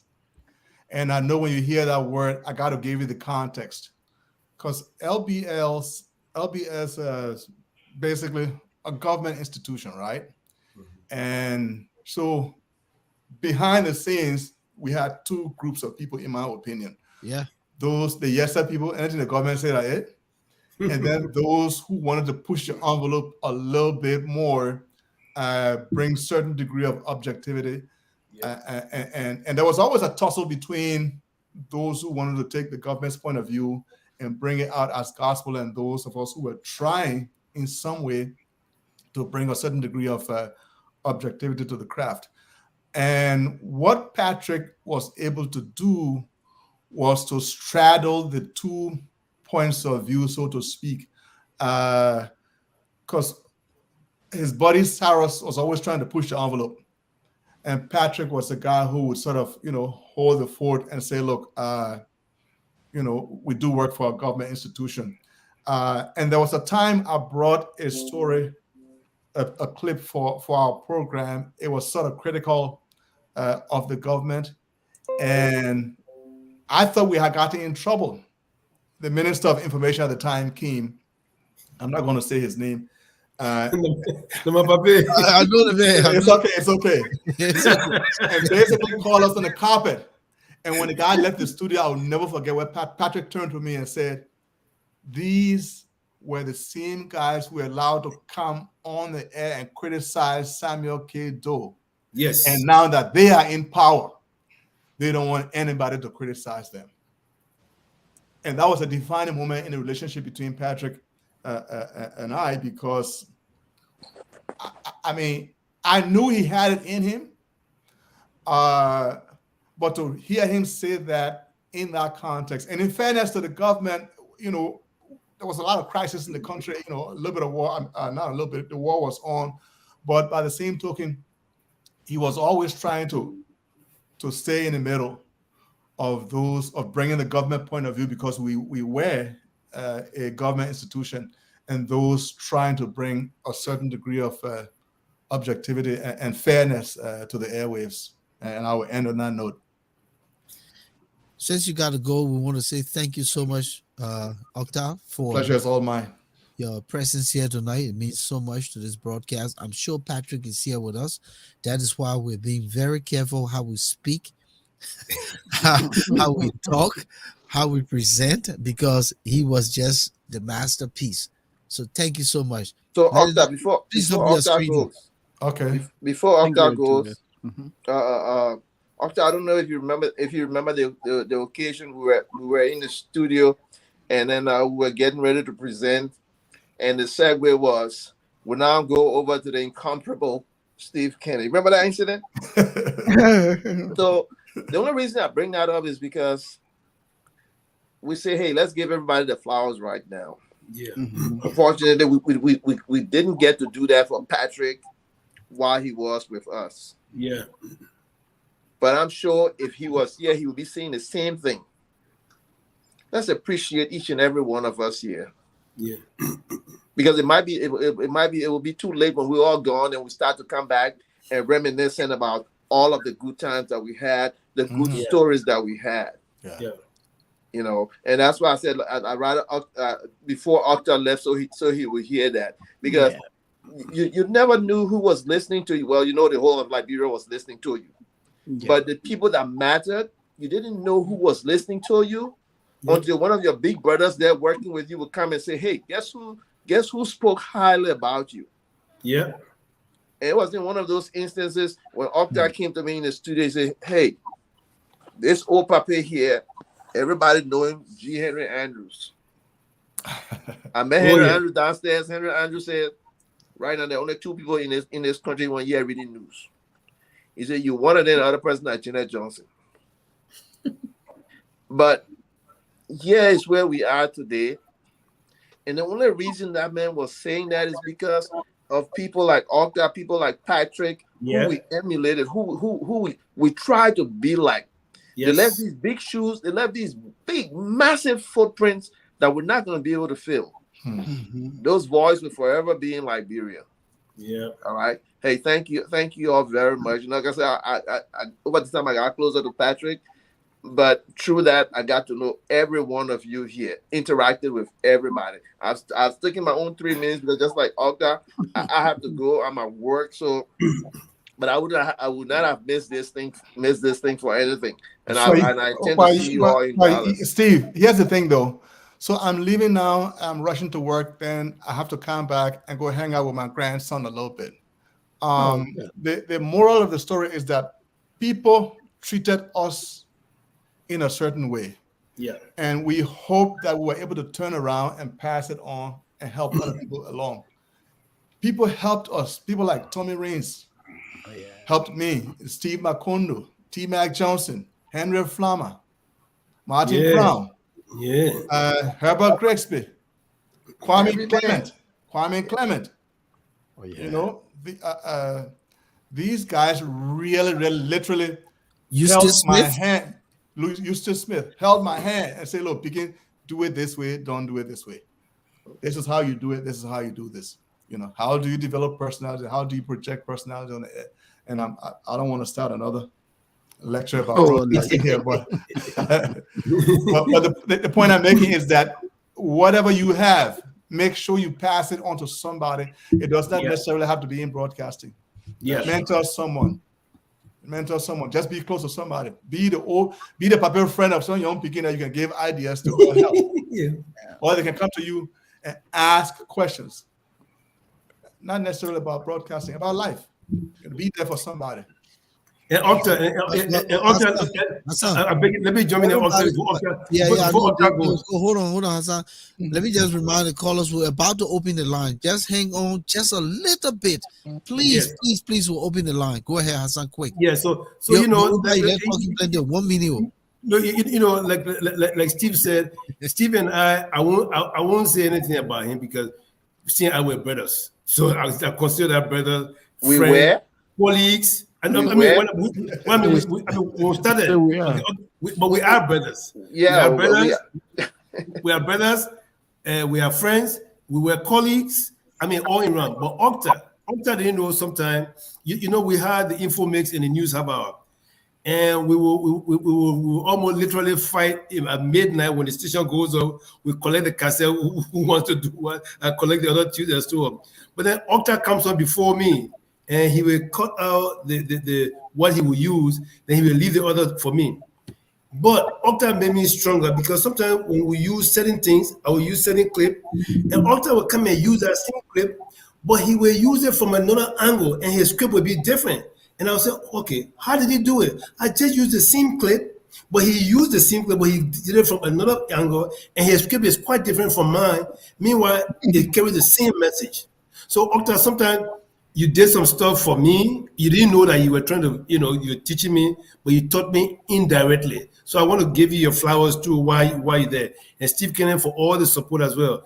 For Volcano, for Steve and Volcano, I say up friends and brothers anyway. So that has always been there. But the three of us, we used to hang out with Steve-O. we used to call him Steve-O. Then we used to call him Eruptible, But Octa, you one of the persons who made me very, very strong. But you didn't know that you made me strong until now. I'm saying it. Thank you. Let me just say it quickly before the two of you go. You The name, the Eruptible, how did it come about? 1993, I was going to MC a reggae sunsplash, just a generic reggae sunsplash in Liberia with Al Jerome Chidi. The script was given to Patrick Manjo to write the script. And Patrick wrote the script and he said, how would I describe you? Volcano, I'm struggling. And he put the Eruptible. And you know how he pronounced it? Like a Mexican, Eruptible. And that was how it stuck on me. It was Patrick who brought that nickname on me. And who added the most was Blamo Robinson. I'm telling you history. Yeah. Patrick Manager developed the name the Eruptible, and Blamo Robinson added the most Eruptible. So peace be to the two of them. That is why today I carry that name. It has stuck and it's not going to change. So gentlemen, thank you so much. I know you got to go, and we want to open the lines. People are hoping to. What do you want again? You muted yourself. No, you say you are leaving. Oh, okay. Yeah. Oh, wait a minute. Are you still there? Peace. I'm out. Okay. Okay. All right. Thank you. All right. All right, Mr. Ovid, Thank thank you, you. sir. It's the same for you, Steve Kennan. Yeah. Thank you so much for coming. Listen, we'll reach out to you. You gotta come out of retirement. Your If wealth I- of knowledge. I don't know if I can compete is not the right word, You're but not listen, competing. you guys have Listen. taken this thing, and I know every night I try to follow you. I try to follow Oh, you really? guys, but yeah, Moses, I try. So, Now we gotta But- bring in there to be ongoing in but news it's also. sometimes it's difficult because there are competing interests and things like Yeah. that. We all know this country. we're in. Yeah. And that's what I alluded to when I said with Patrick. Nothing ever fazed him. He was always finding a way around everything, all of the challenges that he had. He always found a way. All Yeah. right, and you guys are doing the same thing. Thank you all very much. I haven't seen some of you in quite a while. Yeah. Alex Red, I haven't seen in quite a while. Moses, I Yeah, get to see every long time. now and then because Yeah. he's down there in Philadelphia. I'm almost around that. Massa, I haven't seen in years. Yes, I'm telling you, I'm so honored to be part of you guys' program. Thank you all for having me. Thank you. Thank you, Steve. Thank Yeah. you, Steve. Thank you, All right. Steve. It was a Thank you, guys. pleasure. I mean, having just- you. Yeah. Just Thank by you. posting, just by Okay, posting that's the great. number, we have a caller. Like it, like And it. this is one of our. This is one of the. This is one of the guys who- Okay. This Okay. is one of the guys who don't hesitate to call him once the opportunity exists. River says pro. Welcome. All right, guys. Welcome. See Master ya. is Yeah. caring All for right, you. Bye. Steve. Thank you. Bye. Bye. Bye, Steve. Thank you very much Uh, for sure. commemorating the life of the fallen brother. Really appreciate River what says you pro. guys Hold. do. Let me just put this caller quick in queue.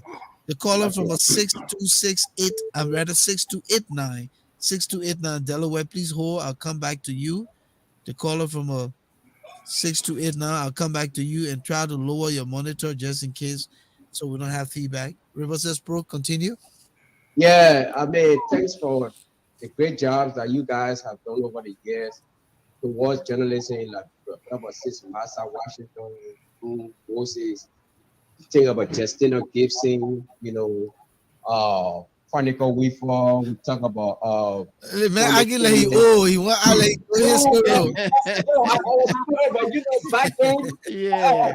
Volcano, there was something different. Like Oh I yeah. don't Oh know, there yeah. was something when when we listened to y'all, they had this radio program they called Sunday Saturday. We was talking music. We Yes. couldn't just sleep, man. When we listen, but nowadays, I don't know what we got over there. Well, I got one question to ask you before I leave. Hey, please tell me the truth.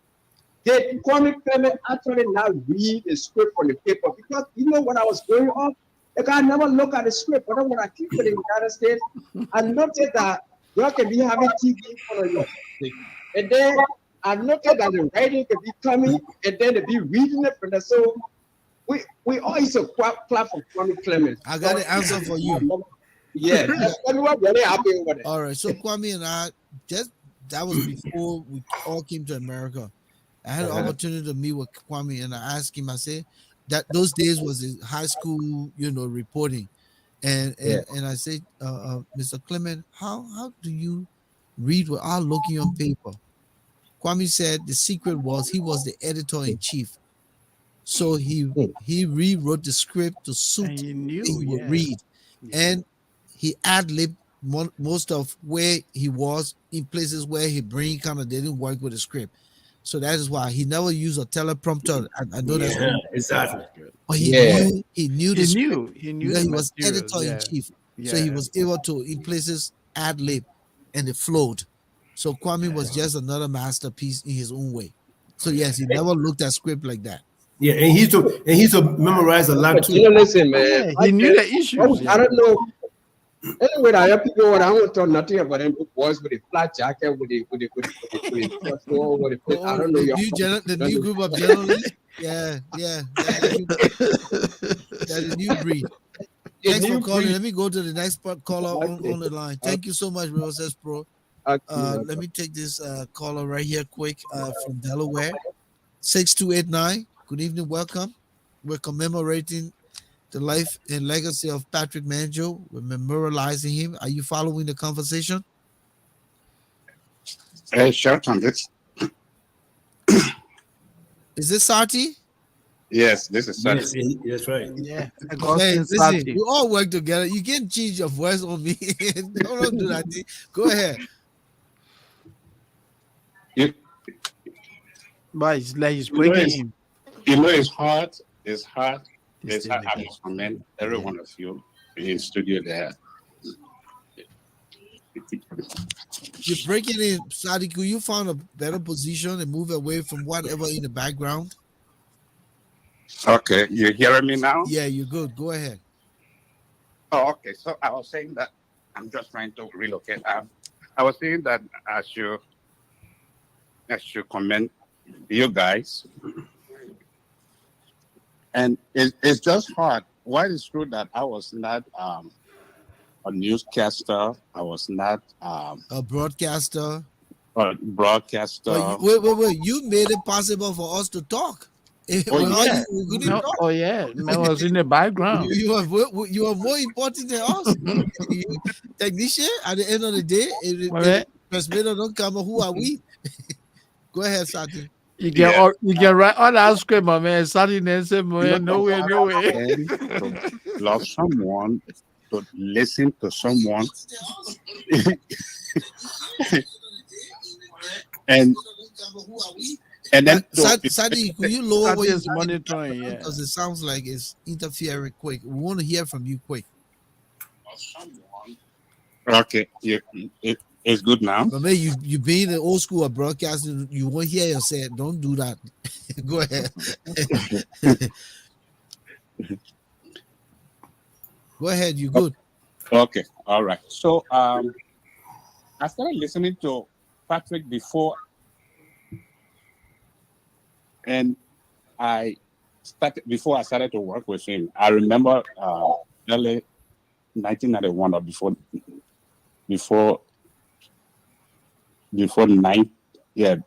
the beginning of 1991, I started with LBS. That is when we had the event. If all of you can remember, that is you, Shelton,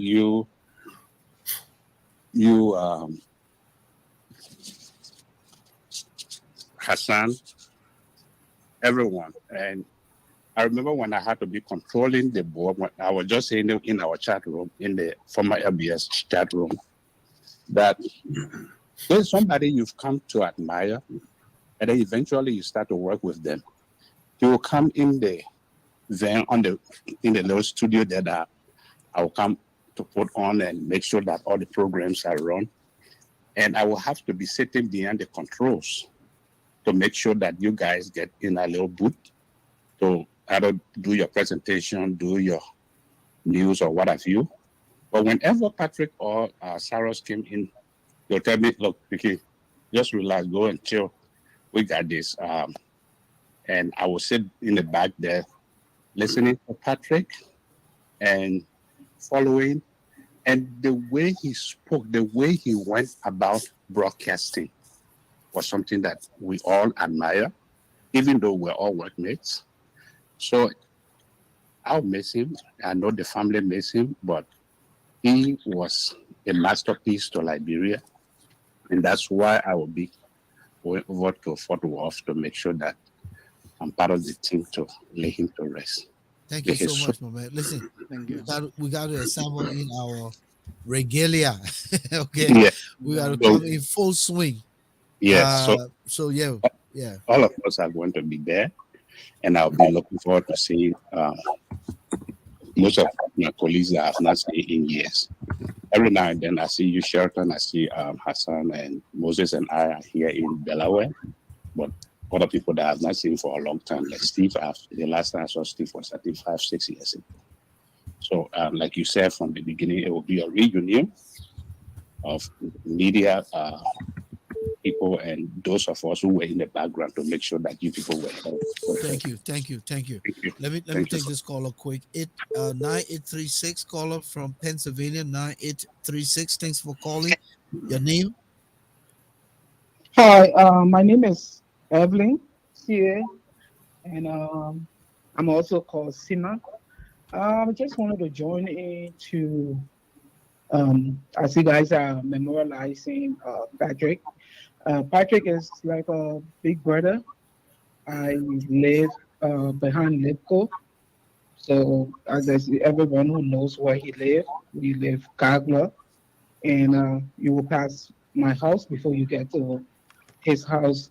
So hearing of his passing, I thought of many things, but one of the things that I thought to share on this platform is when he started his journalism. You know, every time at the end of the school year, we have games on the field, and here comes Patrick with all his stuff, and he will bring his sandbags and all the things, set it up, and then he will be like he's carrying the game live, you know, and it was just one of those, you know, things that he started, and then when he finally got, you know, on the radio, it wasn't surprising to us, and that's how we kind of, you know, admire him. And, you know, many things about him. I remember during the war when he had to escape, and Ecomo had to come for him, and we were like, everybody was like just standing up watching, even though we all were praying for our own safety, but at the same time, we were kind of worried about him because, of course, you know how people were being targeted. So I just want to join you people to say, may God receive his soul and, you know, and console the rest of his family. For all of the families, the Sandy Mines, and of course his broadcasting family. I also want to say my deeper condolence to all of you people. Thank you for affording me the time. Thank you so much for calling in. We appreciate your memories of him, and you just laid it out. You know Patrick because when you said Lipco, right after you crossed the Caldwell Junction, Patrick was on the right hand somewhere in that area. So thank you so much. We appreciate your time. Thank you. Okay, thank you. Thank you, Well, Ellen. until we get another caller, listen, I think we should do a moment of silence for our colleagues who have passed on, and we can probably do this by naming. Um, so whoever comes to mind, just go ahead. One person that comes to mind is my man William Dewey. Go ahead. Let's go around the room. William Yeah. Dewey. Okay. Yeah. Okay. So we have. Okay. Let's say Patrick. Let's call the name and we'll move on to the next name like that. Go ahead. Okay. So okay. I would say Blamo Robinson. Good. Moses. I would say Amos Andrew. Good. He's the guy who gave me the opportunity. Oh yeah, I remember. yeah. Yeah, you remember, right? He put me on that I used to evening bring to you do the on. news. You know they had a program. Yeah. What the program need? No, that's not to do the news. To do the news summary. No, but the it program was- used to come to oh produce yeah, review of the papers. review of the Yeah. papers. Hassan, Yeah. you know review of the paper. Yeah. He's I don't feel the paper, you know, but we used to call him American Chicken. And he didn't like the name. Yeah. all right. So- Masa? I will say, please, if you permit me, I really want to remember two persons Go ahead. Sure. because they were special to me. Gabriel Godekachu, who was a friend yeah. and brother, who started our journalism career together and will remain close to his death. And also Victoria Christopher. Vic and I never worked together, but we just recognized each other as colleagues and we knew each other as colleagues. And if you read James Fasekwe's story this week, Victoria Christopher was one of those journalists who were behind Taylor Line, but who never allowed, she was not a divisive person. She always looked out for people. And there were many times that she saved me from trouble behind Taylor Line. So I want to remember Victoria Christopher Cooper also. Thank you. Okay, so I was. We'll go around the room. you're going around. So I'm I would coming. say, Let me get my own. Then you come. man, We did. I said William Dewey. William, Now yeah. Harvey Rogers and Janet Johnson. I was at her funeral. yeah. Okay, yeah. Okay, I'm about to call Harry, but we also have Otello TK Yasia. Oh man. Yeah. I The still simple remember English. his son. Yeah, The and little boy, my the little uncle boy used Mohammed. to come, he said he won't be in the studio. He used to Yeah, say studio. I yeah. was sitting out in the studio with you. So Yeah. Otello TK Yasia and my uncle Mohammed Jaleba. Yeah. Okay, Moses. Keep And moving. also Yeah. Dr. Amos Sawyer too, because he ran news at ERBC in 1966. Okay. I would like to remember the late G. Moses Washington. He's the one who gave me the opportunity to initially enter the career. Then he was deputy minister for administration, the Ministry of Information. I had just graduated from BWI, and he allowed me to get employment, and the rest became history. Masa? Yeah. I'm from the print media, so Sure, go ahead. I can't go through that whole entire list. Yeah. But I just want to add to Moses to remember G. Moses K. Washington. He was a family member of mine. And then also cousin Jesse Conley. He was also a family member of mine. And he had one of the richest radio voices, Jesse Yeah. Conley. But I would like to remember the living Gina. Philip Yeah. Yeah, Philip, we said. I like to remember Philip Wisser. He was my editor-in-chief when I joined the Inquirer.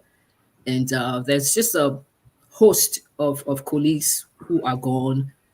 It's going to be so long. I don't want to Yeah. This is, hijack this, but I just want to remember the living Gina. Philip Wisser, I want to remember him. I want to remember Charles Williams, the legendary. Yeah, Charles yeah. Williams, yeah. and the way he died, according to our history. I hope he's in paradise. I also want to remember Mohammed Jaleba. My papa. Yeah, I mentioned his name. That's my uncle. You did? Jane. You did? Or are you uncle? Okay. Yeah, And Uncle one Jane. more person I'd like to remember, and it can be proven here tonight, but I heard that Vani Masakwe Yeah, he passed. Yeah, Pass away. Passed Passed away. away. Passed away. passed away, sorry. yeah, he passed away. Vani passed away and I worked. He was one of those fine writers. Yeah, Vani was But brilliant. once Oh, he yes. smoked a cigarette and he came back Vani and was brilliant. got to, he was just a masterpiece. Yeah. And Say Manakpala. I like to remember Say Manakpala. Now, I'd like to remember Sunday Buku George. Sunday Buku George was the guy who taught me how to work the control board. Everything about the control board was Sunday Buku George. And I also like to remember who the name just slipped away from my mind. But Sunday Buku George, yes, indeed, I would like to remember Sunday Buku George. Okay, And Moses, keep moving, keep moving. You gotta get Yeah, I would like to remember the late the previous PAP. yes, He was at the Ministry of Information Broadcasting, and later he moved over to LBS. He had problem with the pronunciation of this word, rent. In Liberian parlance, we say rentage. So one time he was producing, and and he said people didn't pay the rentage. So every time he entered the newsroom, the name we have for him was rentage, and every time we said, you hear chaos. Forget it. All right, let me go We quickly. used to call him rentage. All right, James Wallow. James Wallow was our papi. Yeah, yeah, James Wallow, Director General, former Director General of LBS, yeah, a masterpiece. yeah, And our yeah, man, I talked about him, Zach Musgrove. He used yeah. to call me the boy from New Orleans. He said, Piggy, I see you living in America. I thought I know nothing about America. Zach Musgrove declared that I will be in America. He Yeah, said, Piggy, America, you that's belong a here. you a You go. too razor sharp. When you go to, if you're gonna go, and those of us who understand broadcasting, you don't want somebody to be controlling your part. You want to be able to do your stuff. But Zach Musgrave will say, "Begin, I Sit will on do your the production, and you will be good. You'll feel good Yeah, about it." he was good. Yeah, He was a good yeah. producer. yeah. So, And I also want to remember our man Zoga Jeans, Yeah. and that was another brother also. And I also want to remember Ivan Fisk. Okay. Hmm. Yeah. I had I the would like to opportunity. just I, quickly. I would like yeah, to remember. okay, go ahead. I would like to remember Gaswai Amentu. I first Yeah, met him when I was a high school student. He was in our neighborhood hanging out with some friends, and he was at this store. And my father has sent me, my stepmother has sent me to get a bottle of Coke for her. And when I went in the store to buy the Coke, he started interacting with me, and he told me, "You need to be a journalist." He said, "You need to be a journalist." And then he was the one who told me that LBS was going to be training journalists.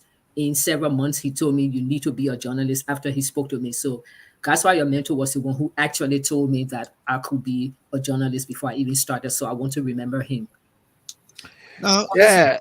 Quickly. Oh, the no, but matter. no, I told you where it was going No, to I know come with me, you. right? Hold on. Okay, I let it go. Alhaji GV Kroma, even though I yeah. didn't work with Yeah. him, Mhm. but I knew that he was a masterpiece. Oh Oh yes. yeah, he was a GV good. was a Oh yeah, he was masterpiece. good. And He so, was. He was. irrespective of what Liberian people say, he was a warlord and this and that, we are talking broadcast journalism, no He was a politics here, career right? broadcaster, So man. I Yeah. want to remember GV because people like GV created an opportunity, even Yeah. when the military government was in power.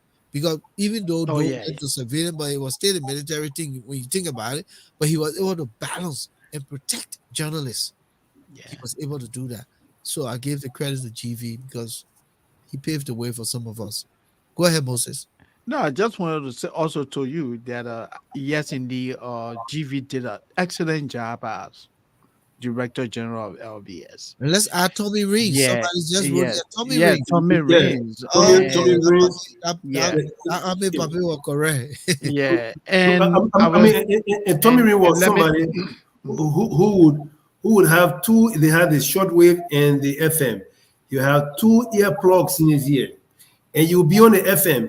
If you made a mistake, you said so. He will correct. He will take a call. He will call you and correct that. While he has the other earplug, he listened to two radio stations simultaneously. Anytime you made a mistake, Tommy Reigns knew where to say. And let me also remember Gabriel Guadalcadio and Herbert Grisby. Herbert So Grisby, yeah, America's so greatest commentator. Go ahead. let me remember my former director, the late J. 40 Frank. He was Yeah, head of television, at the Ministry of Information. He's also somebody that really, opened door for me. I was a young man then at the Ministry of Information. So every time, when he used to send reporters out, he always told me, "Say Moses, go with the people." And as a young reporter, when we were in the field, I always took note and came back, and I would write a story and give it to him. So I didn't know that this guy started following me consistently. So one time they were having a meeting. He said, "Hey Moses, you should come to this meeting today." And I went to the meeting, and it was all these top television producers sitting there, and he said, "Gentlemen," everybody turned around. He said, "You see the young man sitting over there?" And they all turned around and looked at me. And Mr. Forty said, "He's a good reporter. I want you guys to help develop him." And now how can, they started giving me opportunity All right, Moses, we to ain't got do much it. time. Yeah. Thanks for the story. Quick, let me go to two Yeah. people here. DC Wilson said we didn't remember Wilmot Yeah. Yeah, yes. Wilbert, yeah. and Wilbert Stubblefield, and yeah. also Paul Green. Paul Green, yeah. Yeah. I may not get the name right. Paul Green, Paul yeah. Green. Yeah, probably. Yeah, Down for the water side. That one. Yeah. Bing. Paul Green, yeah. Let me remember J. Nangbe Slaw Yeah. and Stanton Peabody for the Daily Observer. Absolutely. Yeah. Absolutely. And Uncle That's Tom what- Kamara from the Yeah, Democrats. Tom Yes. Kamara. Oh man, Tom Kamara, man. He was a very creative writer. I always read the New Democrat. Tom Kamara. Man, Tom was a writer. Yeah, Tom Kamara actually introduced the series, The Trial of Charles Gange Taylor, long before it was even conceived. Yes. Long before Taylor even became president, Tom Kamara actually tried and convicted Taylor before people even thought about it. Yes. He was a class act. He was Called a that master. futuristic writing. Oh yeah, he was. He was He very was set in a creative. class by himself. Very Uncle creative. Tom Kamara. DC Wilson, I think Eustace Smith is still alive, right? The old man passed there though. Yeah, you said Smith. He said, what about I'm not too sure. No, I don't think he's passed though. He's what almost about Bill Frank? What about Bill Frank Inouye? Is he still Bill around? Frank Inouye, yeah. Okay. Yeah, Bill Frank Inouye. Yeah. My Volcano. actor Hill. Actor Pastor Hill, yeah. Cromwell Bedell. Yeah. Volcano, can I say something quickly? Yeah, go ahead. Volcano, just very quickly. Somebody mentioned William Dewey. Yeah, during the IGNU days, coming from Duka up the hill. I remember one day I was sitting in Dr. Sawyer office when we were running seed. When he and coming in, we said we were running seed right below Duka. So we, civil society was our base, so we stopped there. So I was in Dr. Sawyer office that day, actually discussing with him, and then the news was on, and then William Dewey came, and he started to speak. It was about Malcolm X, and he said Malcolm the 10th. Sawyer, he said, y'all could get him off the air right now. Right now. He said Malcolm the 10th. You remember that, right? You remember that? Yes. So Malcolm X said Malcolm the 10th. So Sawyer told those guys, y'all run up to Duka right now. Y'all tell him to take him off the air right now. So when I saw him later that day. Let me just bring the caller in quick. Yeah, he didn't know. Yeah. Raymond Clark? Yes, sir. Yeah, my man, make a quick contribution. We're discussing Patrick Manjo, and you all there in Dallas. I hope you got something organized. The whole crew coming because you gotta host us. But the man, no, my man. I cannot play now. Go ahead, you live, Raymond. Yeah, I'll see what I can do. Precisely, my work. I usually travel out of the man, don't even start with that excuse thing. Just go ahead. No. Well, I'll let you know what you guys were saying, and you mentioned about Eustace Smith being alive. I'm not sure if he's alive though. But I haven't heard anything other than that. So we can look on that. We can look through that later. But okay. I know the last time I remember he was in Detroit. Okay. And I haven't heard anything about his demise. Okay. But he's old, very old. Yeah. Yeah, that's true. But I just keep him posted, if I run I'll host you guys because I got a house. So, instead of getting a hotel, I can host you guys. So just keep him posted. Oh, wow. Okay. All right, we'll get back with you. Thank you. But, my man, you know Patrick. All of y'all live out there in Fort Worth, Dallas. What do you say in one meaning about Patrick? Patrick, I would miss Patrick for the program called the Sarotat Show.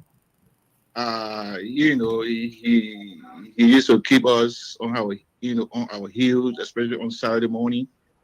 And he'll be missed, with his his good tunes on the radio. Being a veteran, everybody misses Patrick Manuel. Thank you. There's nobody that listened to ELBC back in the days. No, Patrick Manuel won't say anything good about him. But he will be greatly missed. Thank you. Yeah. All right. Thank you, Reverend. Thank you so Yeah. much. And So, ladies and gentlemen, yeah, Volcano. Quickly, man, please. I just want to remember. Are you there? go ahead. Yeah, I just want to remember our friend, the late Herbert, the Liberian journalist who came to the United States and he had kidney problem. You remember? I just forgotten his last name, but he from the print. He had a kidney problem, and then we were able to help mobilize support to transport him to Liberia.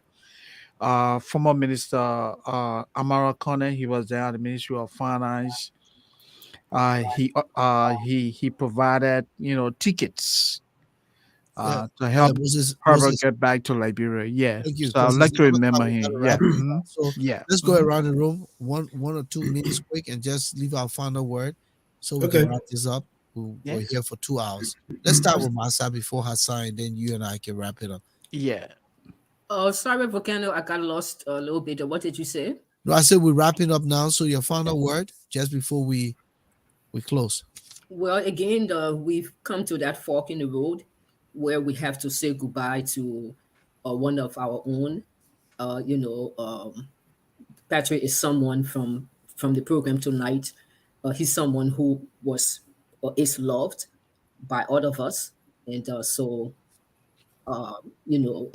sad. And like I said, when I heard about Patrick, it just reminded me of Gabriel Gunekaju. Gabriel's passing traumatized me. I'm still not completely recovered from Gabriel's passing, and so Patrick is like, it's like deja vu. But I hope we will be able to turn out uh, to his funeral to bid him farewell, give him farewell he deserves, and also to be able to wrap arms around Gwen as well. Gabriel's funeral was very nice. Moses and the rest of you guys Yeah, did when there, fantastic. yeah. We really show up because I remember I was in the crowd after the funeral, just walking, and then I heard people saying his friends did so well for him. This is how to have friends, and there were just a lot of praises for Liberian journalists walking Thank through the you. crowd that day. So Yeah. let's turn out and say farewell to Patrick. Let's wrap arms around Gwen. Let her know that her husband left good colleagues and friends behind. Thank you. Thank you. Hassan? Thank you, Masa. Yeah, well, like we said, at the top of the program, I owe all my broadcast career to Patrick Cyrus, and then we had a couple with it because those are the three that really supported me. But Patrick was hands-on. Every twist and turn, my script writing, my broadcast, my production, news presentation, everything I owe that to Patrick and Simon. They were there for me. But and I just hope that will all turn out. Now, before I also go, let me give kudos to Gwen. I mean, we said it all, but this is an extraordinary woman, a young woman. You have somebody who has been sick for almost a decade, and you did not put them in hospice, nothing of that sort. You kept them at home. Even when Patrick had the COVID in 2020, because of the passion, like some women will say, "You sick, man? You still want to be broadcasting?" Do you know that Gwen set up a microphone in the mini studio in Patrick's bed, a hospital bed, my hospital bedside, and they were doing a Cyrus Pass show from there. He was on the side and Cyrus was there. Then at the house, while he was sick, the entire kitchen was set up for Patrick. He had a whole setup there for Patrick's studio. So whenever Patrick was sick, he had to appear, and Gwen never even said, "Man, you sick and this happened." But no, she just followed his passion. He said, "This is what the man likes, and we must do." I mean, you can't beat that. For a young woman of that sort, man, Gwen deserves a Nobel Peace Prize. Honestly, you never find that. No, it's not a Nobel Peace Prize, it's a Nobel Love Prize. Yeah, I mean, Nobel, but so I want to thank. So I want to take this time to thank Gwen so kindly, to thank you, Volcano, and Moses, and the rest of the panelists for appearing, and for us to take 2 hours of your time to eulogize our friend, our brother, our mentor, and for the callers too, for calling to say what we probably missed out or what we forgot to say about Patrick, for them to contribute immensely. And we hope to see everybody there. Thank you. Thank you. Thank you, Hassan. I'll let go of you, Masa. I'll let go of you too. Thank you so much for joining us. In fact, Masa, you were the one who reached out. You said, "Hey, Volcano, we gotta memorialize our man Patrick." I said, "That's a good point." And today we've manifested what you have thought about. So thank you so much. We'll catch up. Are you going to Texas? Oh, hold on. She's mute. Are you going to Texas? Are you going to Texas? Read a comment in the chat. I put a What? read a comment. Read a private chat comment. Okay, all right. Okay, I'll get to Can it. you see it, Volcano? I can see it if I went to it. Yeah, but why? Because so I can know, because I send you some stuff too anyway. Oh, okay. I was saying it would be a I'll good talk to you. idea if we got a van. I'll talk to you about it. I'll talk to you about It's it. 24 hours. Okay. Okay. All right, guys. Good night, Moses. See you Yeah. guys. Yeah, sure. Thank you. Okay. Yeah. Bye bye. Mhm. Thank you, Masai. It was a pleasure. All right, Moses. I guess Yeah. we've covered grounds. I thought it was a great It was. conversation here tonight. We did Patrick everything he would have ever wanted. Mhm. You know, I'm proud of what we've done. I couldn't do anything outside of tonight for Patrick. That's why I told you no politics tonight, irrespective of how much you wanted to go. But we had to stay professional, stay poised, and stay within the realms of what we were brought up to do. And I think we did a very, very splendid job. Everyone who appeared here tonight were able to reunionize, you know, in a profound way. And I say thank you to Octavius Obe. Thank you to Steve Kennedy. Thank you to Alex Red. Thank you to Gabriel Williams. Thank you to Hassan Kewu, and thank you to Massa Washington. We would have loved to have folks from Liberia, but you know, time zone and connectivity issues. So it was kind of difficult. But overall, I think we had a great time. And Gwen, Manager, if you're listening tonight, we've done this for your husband, our brother, our colleague, my former boss, my former mentor, and we couldn't give him anything better than this. And this is what he loved, and I'm sure he was here in studios with us in truth and in spirit. So I say thank you all for those of you who came here tonight to worship and celebrate Patrick with us. Mapu Hall, S. Edward Nifo. The guy name you were trying to get last name was Herbert Johnson. Yeah, Herbert. Yeah, Herbert Johnson. Yeah. Okay. Yeah, Augustine Sarti, yeah. D.C. Wilson, Wilmot Caillou. It was good seeing you, my brother. Eric Pearson, St. Jerome Davis III. Thank you for joining us. Raymond Clark, Veronica Nimsi, Wayane Tane Sima. Thank you for coming through tonight. Our lady out there in Australia, Adiaha Umo. Thank you, Fergie Moyu, my man. Thank you so much for joining us here tonight. We say thank you to everyone who came through. River says Pro, Godwin We Adore, Marion, Sandy, the wife of my colleague here tonight. Thanks for joining us. Kowu, Gloria Voka Moba, Minimi, Ajwa Joseph, Jemima, Jema Cisco. You all were wonderful. We couldn't do this without your input. Namiento, Nino Brown, Elton Tia, Flomo Livingstone, Gregory Stem. That's our board from the media. Massachusetts. Thank you, everyone, for coming through tonight. We say good night. We'll be back here Tuesday with another powerful conversation. We'll go back into the political mode, right? Because you know, every day you wake up like we got something to offer. But we have a great conversation on Tuesday. Please join us. We'll be discussing politics again. We got to continue to talk like this because the elections is on the horizon, and we want to make sure our people are informed, are enlightened, so that they can make the right decision. It's important for our country's future. We've gone politically in several leaderships, and we're still the least on the continent. Anyone Yeah. who is proud of Liberia, you may be proud of Liberia from your own lens, but honestly, we could have been somewhere far. We could have Yeah. done more, and so we'll be discussing more for Liberia. We think we can do more, and we don't have enough time on our plate to be like sadistic and dragging.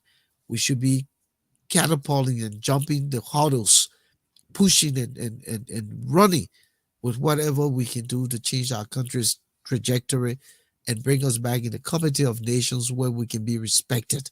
And that's why we continue to be here. And this is not about any, you know, disregard for whoever has done what. We just want the best for our country. And that's the point we come with. Moses? Thank you. Yeah, thank you. I think it was indeed a great show. I'm happy that we're able to get this, done for someone who lived his life for Liberia, will live his life helping other colleagues in the media.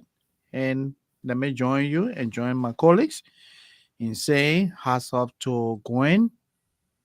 She really demonstrated to us and the people in Liberia that yes, she's indeed a good wife. We appreciate you, Gwen. And I want to thank let all the of the Lord other continue to guys. bless you and your family. I Yeah. want to thank the guys in Liberia, in the LBS, former employees of LBS chat room. We had a Cabaret, Elijah Hood, Rennie, Winston Mumble, TT Carne, and all of you. I can't go through all of the names, but for your contribution to what we're trying to put together to help with expense for Patrick homegoing. So we hope that you continue to make your contribution. Hassan has initiated that endeavor. So whatever it is, now listen, for accountability purpose, names will be put out there with the amount, but it doesn't matter what you can contribute. It doesn't matter. Nobody's talking about whether 200, $300, $5. It's just your contribution. And we understand we're in difficult economic times. So whatever you can do in Liberia, and those of us here will do it and will be grateful for whatever amount. So don't let your name and the amount be a problem. It's just for accountability purpose. Again, we say thank you so much. We'll be back here Tuesday for Kena Shelton, Moses Sandy. Good night. Yeah.